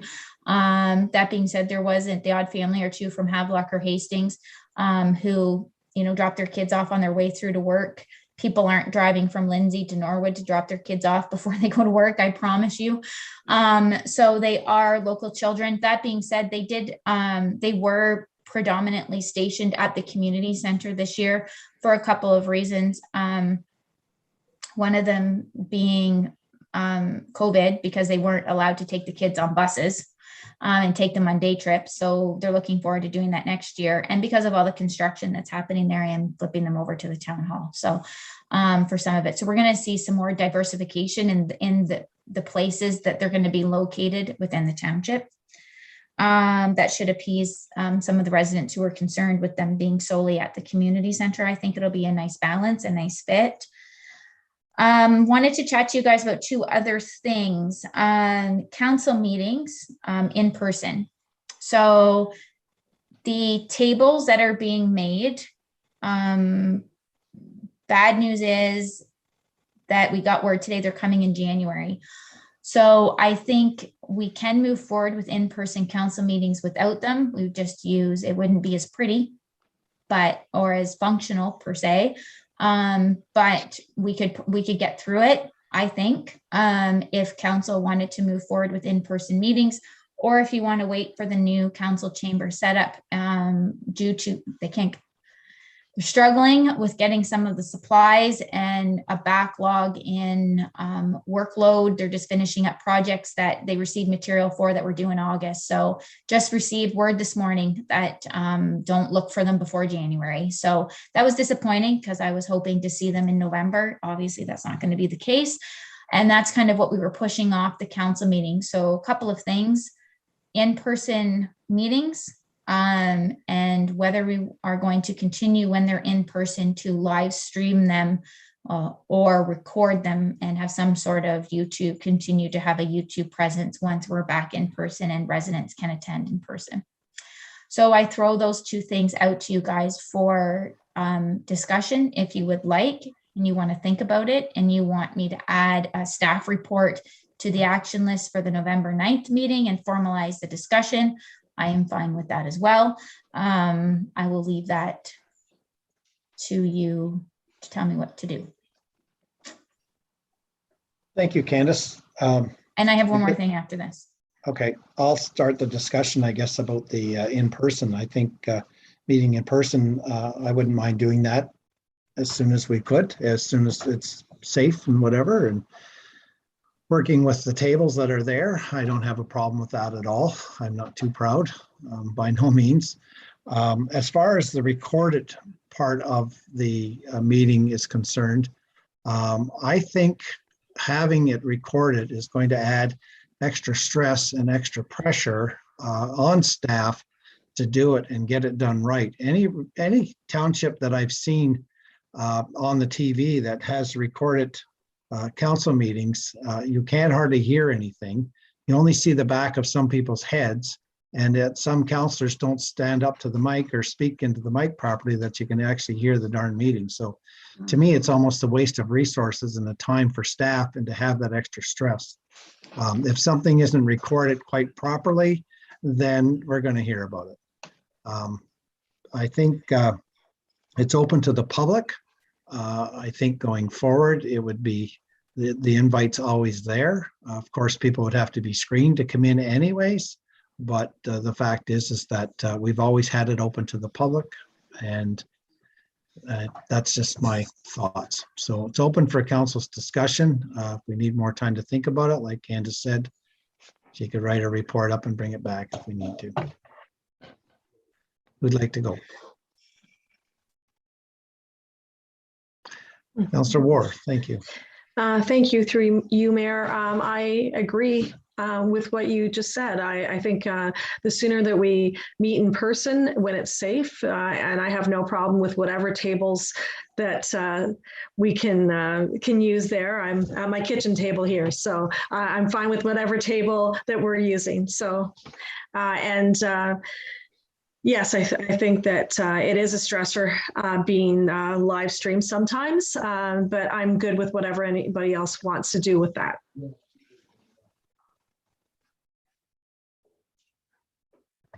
Councillor Walsh, I seen your hand, please. Yeah, and I'll just, through you, Mayor, basically reiterate what Councillor Ward said. I'm open and ready to come back to in person. I don't need a nice fancy table to sit at.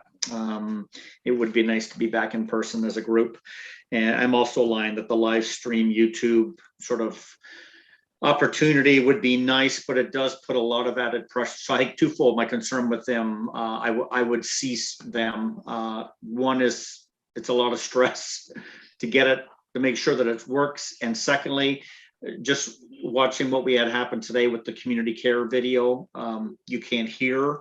I think what would end up frustrating residents more so that they're trying to listen to a council meeting, can't see, can't hear, that I think we would just create more issues than potentially solve by how. So again, we're able to open up. We just would simply screen people coming in. We've always been able to, from a capacity standpoint, as long as I've been on council, to handle the demand of people coming. And I think just the live stream YouTube is just asking a lot. Thank you. Deputy Mayor Burke, please. Yeah, I agree. Let's get back to in-person meetings. I can use my lap if I need to. put my computer on. As far as the recorded meetings or live stream meetings, I have watched some recorded versions of other council meetings when they are in person, and it's a struggle to listen. It's a struggle to watch them. It's a lot of technology that could go wrong. And I guess I was just wondering, from staff perspective, how, I guess from a cost of having the cameras and the microphones and just the technology in place, I would imagine that would be, well, it wouldn't be in our budget right now, but we'd certainly have to put that in our budget moving forward in 2021.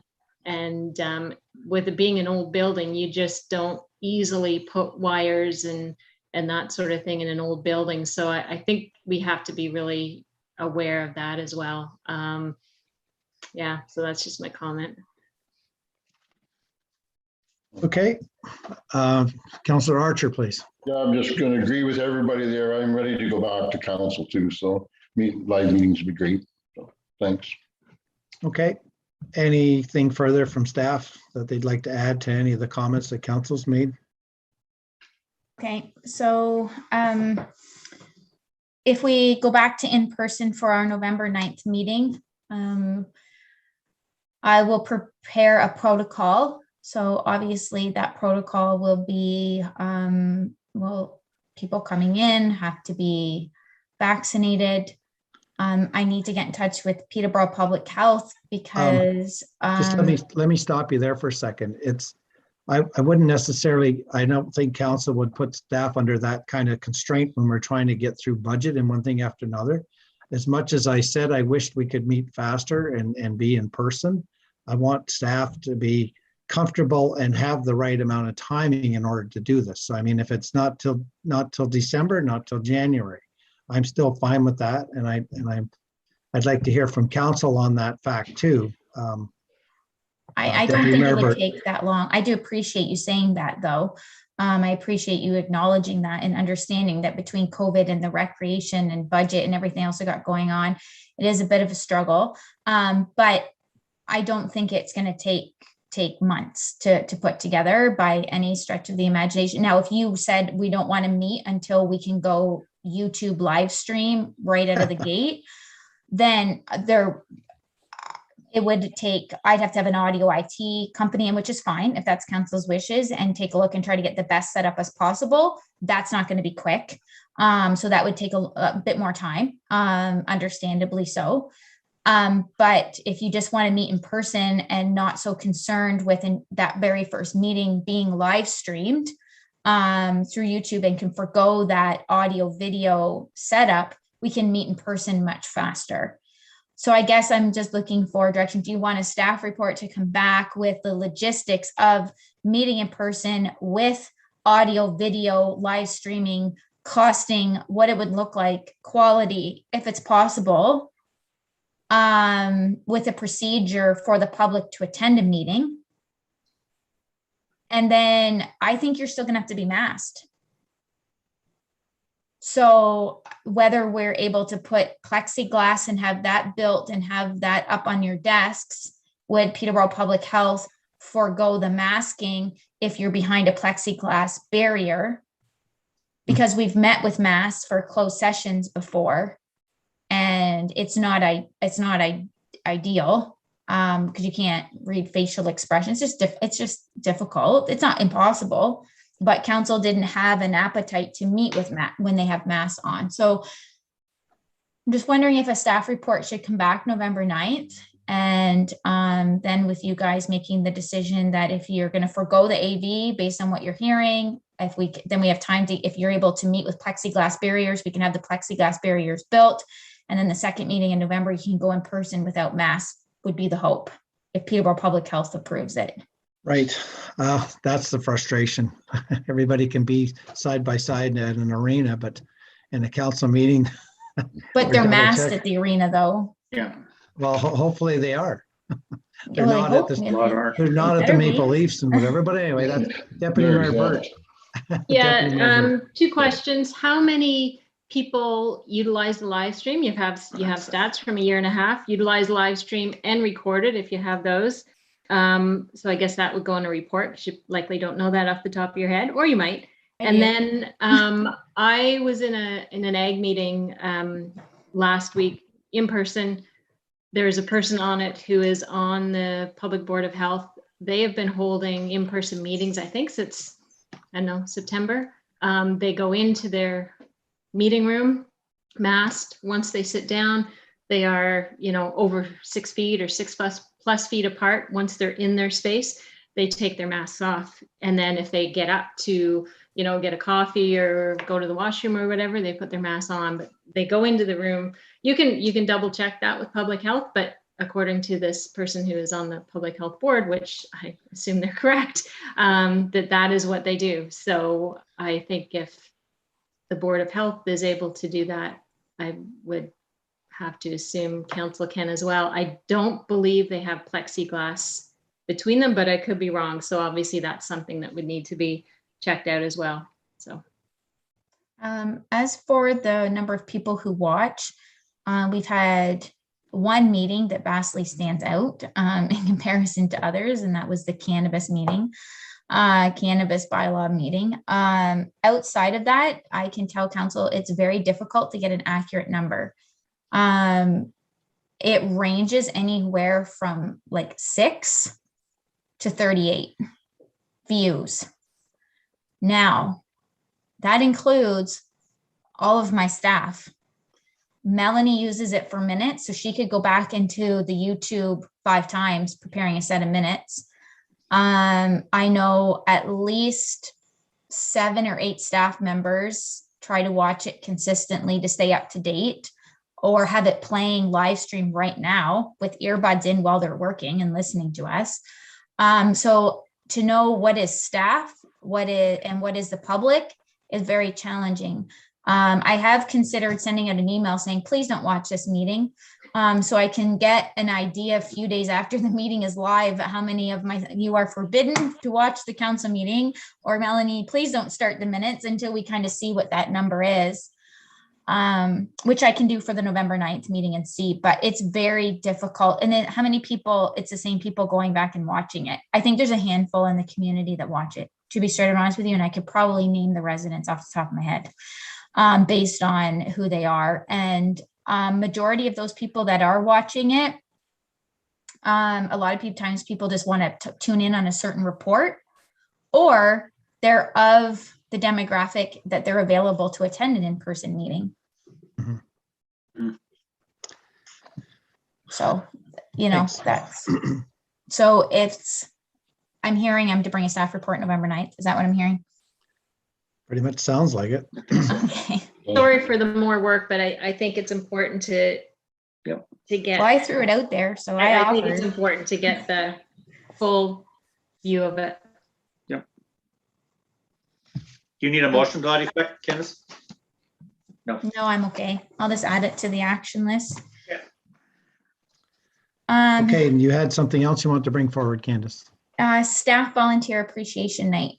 So we forgoed it last year. So just wondering what council's thoughts are if you wanted to put something together with the staff, and if you wanted to do anything with any of the volunteers. I know the fire department is going to meet separately and do their own thing. Traditionally, we meet together. It's just the volume of numbers is too great. So whether we wanted to meet and do something, I'm leaning towards we probably should, but for the staff, but I don't know what you guys want to do. I mean, we can do something internally too. It's just if you guys had any appetite to participate. It's traditionally council's event. And if not, then I'll just move forward and we'll do something internally. My thoughts on that would be, you're looking for us to do videos. If there were certain awards that could be announced with you, we could do a video and have that plaque and say congratulations and split it up amongst council. That might be an idea without having to meet in person. Then for entertainment, you're going to video your comedy routine? No, I'd be more professional. Darn. Deputy Mayor Burt, please. Yeah, I was just wondering if for this year, if it does stay internal, or if you know, certain funds, you know, the fire department does their thing and different staff does their, I don't know, I'm just putting it out there, perhaps kept internally. Roger has a good point. If there's, you know, 20-year service or whatever, the different awards, different counselors could do that via video. I don't know. I honestly hadn't thought about it yet, because everything's kind of changing quickly. So I'm just, Yeah, I agree. And we yeah. would do it separately. Like we wouldn't pull all the departments probably in together. Like the office would do something, and then Public Yeah, Works would probably do something. But if that's the case, then we'll just move forward and do that this year. And I mean, we have the Business and Community Awards. I just needed to know what council's wishes are, so I know how to move forward. I mean, by all means, if we're having something and a counselor is available, one counselor can pop in person and present certificates. Yeah. If we're having something, you know what I mean? Like, we don't have to have all of you there, sitting there to present the certificates. To, if there's someone available that wants to pop in and do that, we can do it that way too. yeah. I'm just thinking maybe keep it a little bit more informal this year, and then, Hopefully next year. yeah. Okay, we'll move forward then. Councillor War had her hand up there. Thank you, through you, Mayor. It was just a comment that, you know, some committees haven't even met this year. So, you know, for those volunteers that may participate, that wouldn't be happening anyways for some groups. No, Just a comment, yeah. Yeah, exactly. I think we'll just leave it for staff this year. And we'll treat all of the, but we do have two boards that remained active. The cemetery board and the library board have continued full steam throughout all of COVID. So I think maybe we can just I can send them a little note or something, or, you know, maybe if they have when they have their next board meeting, we could maybe treat them to something, and they can do it on their own. So I'll put a bug in each of the librarian's ear and Emma Smith's ear, and see if we can just treat them during the next board meeting. Because those are the only two boards that remained in effect throughout. And then we'll do something, we'll deal with staff, and I'll be in touch if counselors want to attend what we're doing, then I'll be in touch with you directly offline. No, I think that's a great idea. I'm glad we had this discussion. I do believe having staff look after it, I think that's great. So perfect. That is it for me, sir. Okay, thank you on that. All right, we're on the agenda, general business, actually. I believe, yeah, Deputy Mayor Burt, you wanted to bring something up, please. Yeah, I had sent both you and Candace an email about this. So I got a letter, and maybe others did too. I don't know. It was just addressed to myself, but there could be others that got it, from a resident of the township. And she has 5 children. Her 4 children go to NDPS. The other one's just a little one. And she's really concerned about the traffic and kids and congestion at Queen, Flora, and 45, not having a designated crossing / crosswalk or person there to help. It always has been a crazy busy place, not so much in the morning. They seem to spread themselves out a little bit during pickup time, but certainly leaving time tends to be a little bit congested. And she's concerned that there is going to be a child possibly get hurt there. Certainly at other times, I know certainly when my kids went to school, and it does happen throughout the year, they, you know, request that parents maybe park elsewhere and walk their kids as a green, or a little bit more walking for the kids as a family. The parking lot is out of commission right now, so that might have something to do with it too. But I'm just wondering what would be the process to get some sort of markings in that area as a pedestrian crossover, like we have in other areas of the village. Obviously, I think you'd have to get the county involved if you did anything parallel to 45, or I just don't know the configuration, because it is a weird corner. You've got 45, you've got Flora, you've got Queen, and there's kind of that weird corner there. So just throwing it out there so everyone's aware, and what's our next steps. Mayor, can I speak? Yeah, go ahead, sure. Or did you want to speak? Well, I'll speak first, I guess. I had a chat with the husband of that particular letter, and we had a good chat about that. It's not that easy to pull a crossing guard just in out of the cold and have somebody be placed there. There is crosswalk markings on the roads right now as we speak. There is stop signs where they need to be. But we did bring this up at Police Services Board meeting too, about that intersection, and the police have been through there for speeding and one thing after another. But staff has addressed this issue too, and sent a message back to this particular individual with some answers or some. I'll let Candace speak to that one. But the fact is that I believe that a lot of the congestion is because of Victoria Street and the rerouting of traffic, and they actually have to come down in order to go around. So we're trying to get Victoria Street open as fast as possible, going up Elma. So that's where that issue lies right there. But as far as the crosswalks concerned, I mean, different things. The husband came up with ideas, but a lot of them are they were unique ideas that he brought forward to me, but certain ideas just aren't going to work in the real world if some of the ideas that he come up with just disappear, or somebody else plays with them, or one thing after another. It runs back to liability again on everybody. But the fact is that I walked up there when I was a kid, from kindergarten to grade 4. I walked those crosswalks. Maybe parents didn't drive their kids to school as much as what they do nowadays, but the school buses were still running. So I may have more to say, but I'll open the floor up to Candace. She did respond back as far as staff was concerned. Go ahead, Candace. I just wondered if I could pop in. Thanks, because I wasn't aware that anybody else had been in the loop. I just got it yesterday. So that's good to know that there's been more conversation. I just wanted to make sure that it was out there so people knew. And thank you for, for moving this forward. Thank you. So I think the original letter came to me first, and then it was submitted to all of council, kind of one at a time. Basically, your timing of receiving it has been sporadic. And then it has went to other members of staff sporadically as well. So then it has went to the Police Services Board, as the mayor stated. So we have asked for increased police presence there, as well as to collect some black cat data from there to actually see what's happening in that location. I've requested the manager of public works to put a larger stop, treat it like we do the intersection of Spring and Pine. So we have kind of that stop sign that's larger, as well as with the striping on the pole.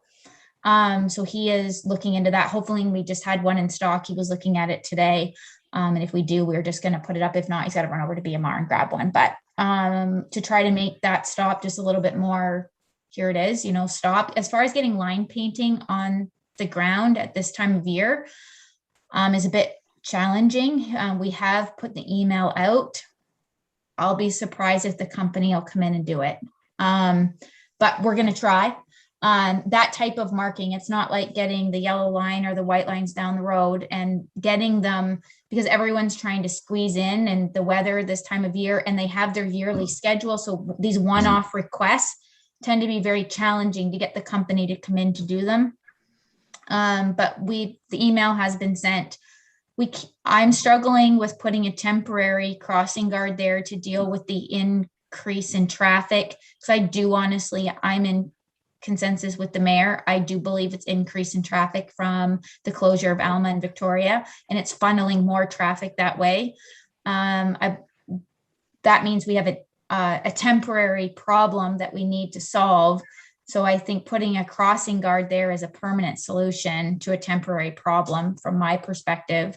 That being said, we threw one on Industrial Drive with a very similar request, and I knew it was a slippery slope then, not this council, but and we don't cross very many children there. And it's on average, like approximately $15,000 a year for a crossing guard per location.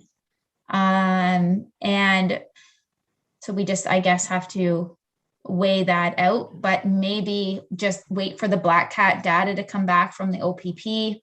I know they want to see something there immediately, but maybe this increased stop sign size, getting the stripings, maybe getting some sort of different signage in there that gets people to stop, as well as township staff are going to go up and sit there at the end of the day for a couple of days and just kind of see for ourselves what exactly is happening up there. And then we'll report back to council. Go ahead, Deputy Mayor. I know that's good to know. I agree. I think doing the steps first with the larger stop sign and the Black Cat and police presence, I think that's a smart start. Yeah, and often the line painting, especially near school zones, is usually done that last week of August or something. I'm sure by the looks of it around the community, that's when they do them. So no, I agree, and I agree that a lot of the traffic, probably double the traffic, is ending up going that way versus down through where the construction is. So hopefully, that problem will be alleviated once the construction is done. So, so thank you. Yeah, thank you. Yep. Councillor Ward, please. Yes, thank you, through you. I was just wondering if staff had the opportunity to reach out to the school itself and maybe send a memo out with the students going home to their parents that, this may be an issue, and that, maybe encourage people to, be more careful as well. I was just wondering if there was any, opportunity to do that. Yes, we did do that. We do that the first week of September to remind them of crossing guard rules, proper crossings, but we didn't draw attention to that specific intersection at the time. But now that this concern has been brought forward, we can reach out to the schools and see if we can get permission to see if they can put out another messaging about that specific intersection and just draw some extra attention to a location specific, and see if they'll be willing to send it out. We can do that, sure. Yep. Thank you, Candace. So yeah, just to follow up on a few items there, it's a tough call, and we understand the risks of children in our area because of the amount of people that are driving and the amount of presumed speed that they're actually going down some of these side roads. But with this Black Cat that we have, and I didn't mean to say side roads, I meant village streets. They believe that people are speeding and being very abusive, but they're actually not. The statistics prove that with the Black Cat that we have, and it's put up all over the township. When we get a complaint, we try to straighten and go there within a couple of weeks or a month at the most, and then it stays there for a week and gets documented. It's a really neat little instrument, and the graphs are shown on our police services board meetings if you want to ever look them up. I guess the graphs are there if you need them. The other thing, though, the Candace, that spurred my memory was actually somebody asked for a crossing guard actually at the street lights on Highway 7 too. That was a request that came forward. So I mean, it's not just one intersection; it's basically all intersections with the highways and streets and one thing after another. But the onus has to go back on some of the parents too, that they have to teach their children how to cross the street properly, to look both ways. Don't carry their phone and text their friends or talk on the phone. It's distracted walking. So, I mean, a lot of it has to stem back to proper teaching of the children on how to go to school, basically.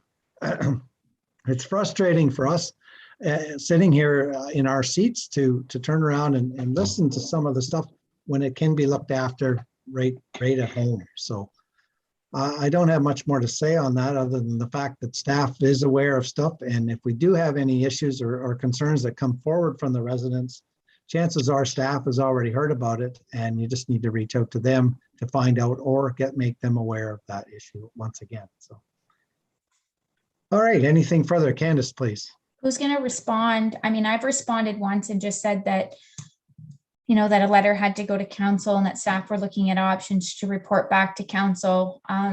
did you want staff to respond, or is counselors gonna respond? Are we all gonna respond? Just want to make sure the messaging is consistent, that's all. Deputy Mayor? Excuse me. I just think one letter is fine. We certainly don't all need to respond, and one letter out explaining what's been done. Perhaps that's already been done, but I guess the feedback from council today, one letter. We'll CC you guys on the From response. staff, and I think that's all that's needed.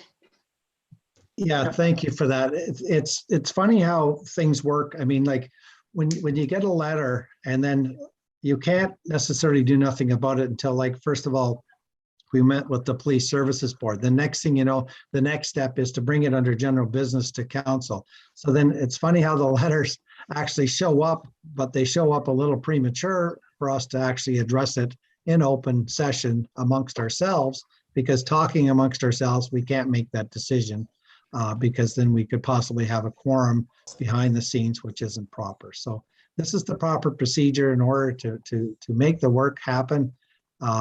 It's just unfortunate sometimes in our world, it just doesn't go as fast as what some people would like to see. So if one letter's being sent from staff, then that would be great. We'd appreciate that. And was there anything else then under general business at this time? Councillor Ward, please. Yes, thank you. Through you. I know it's been a long meeting, but I have one further question. I was just wondering if anyone had any updates on the progression of the Westwood Bridge and if it's on schedule or if it's going to be delayed. Yes, last township staff were advised they are 2 weeks behind schedule. Okay. So that puts beginning of November-ish. So we're not that far out, and there's been no further update. I did send an email requesting an update prior to today's meeting. I have not yet received a response.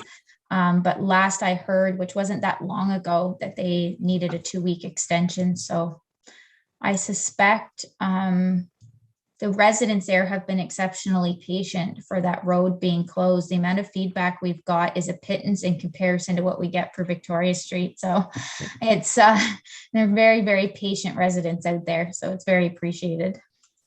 I think everyone's just happy to get a new bridge. Yeah, agreed. Yeah, thank you for that. You're welcome. Like you said earlier, Candace, in one of your reports, we're going to give the township a rest next year, basically, and just go up near the arena and do the skate park and not do a lot of capital projects unless something actually is a catastrophe and we need to get it done. Like you said, it's a moving world, and we got to keep on top of it. So thank you for bringing that forward. The last I had heard a month ago was that they were ahead of schedule. So, I mean, but I do think everything's weather related, and the rain and the higher water levels and one thing after another is not helping any situation at all. So anything else under general business at this time?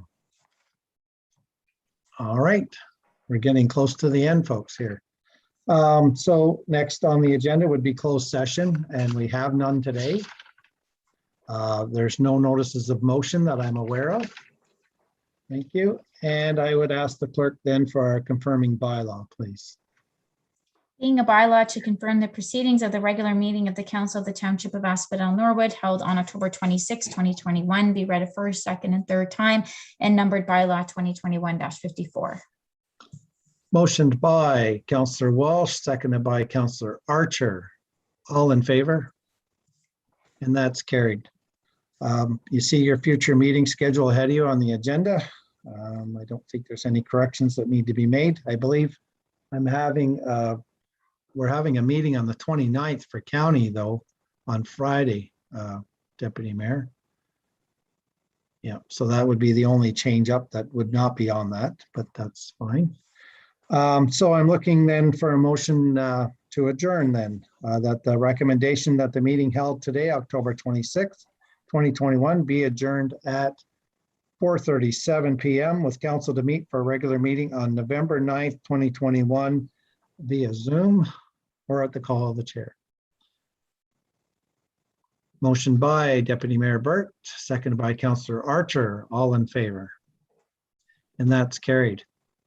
Well, thank you very much. It was a long meeting. I appreciate everyone's time. Council, that was great discussion, great debate on a few and some tough decisions. Staff, once again, good job. Keep up the good work. And everyone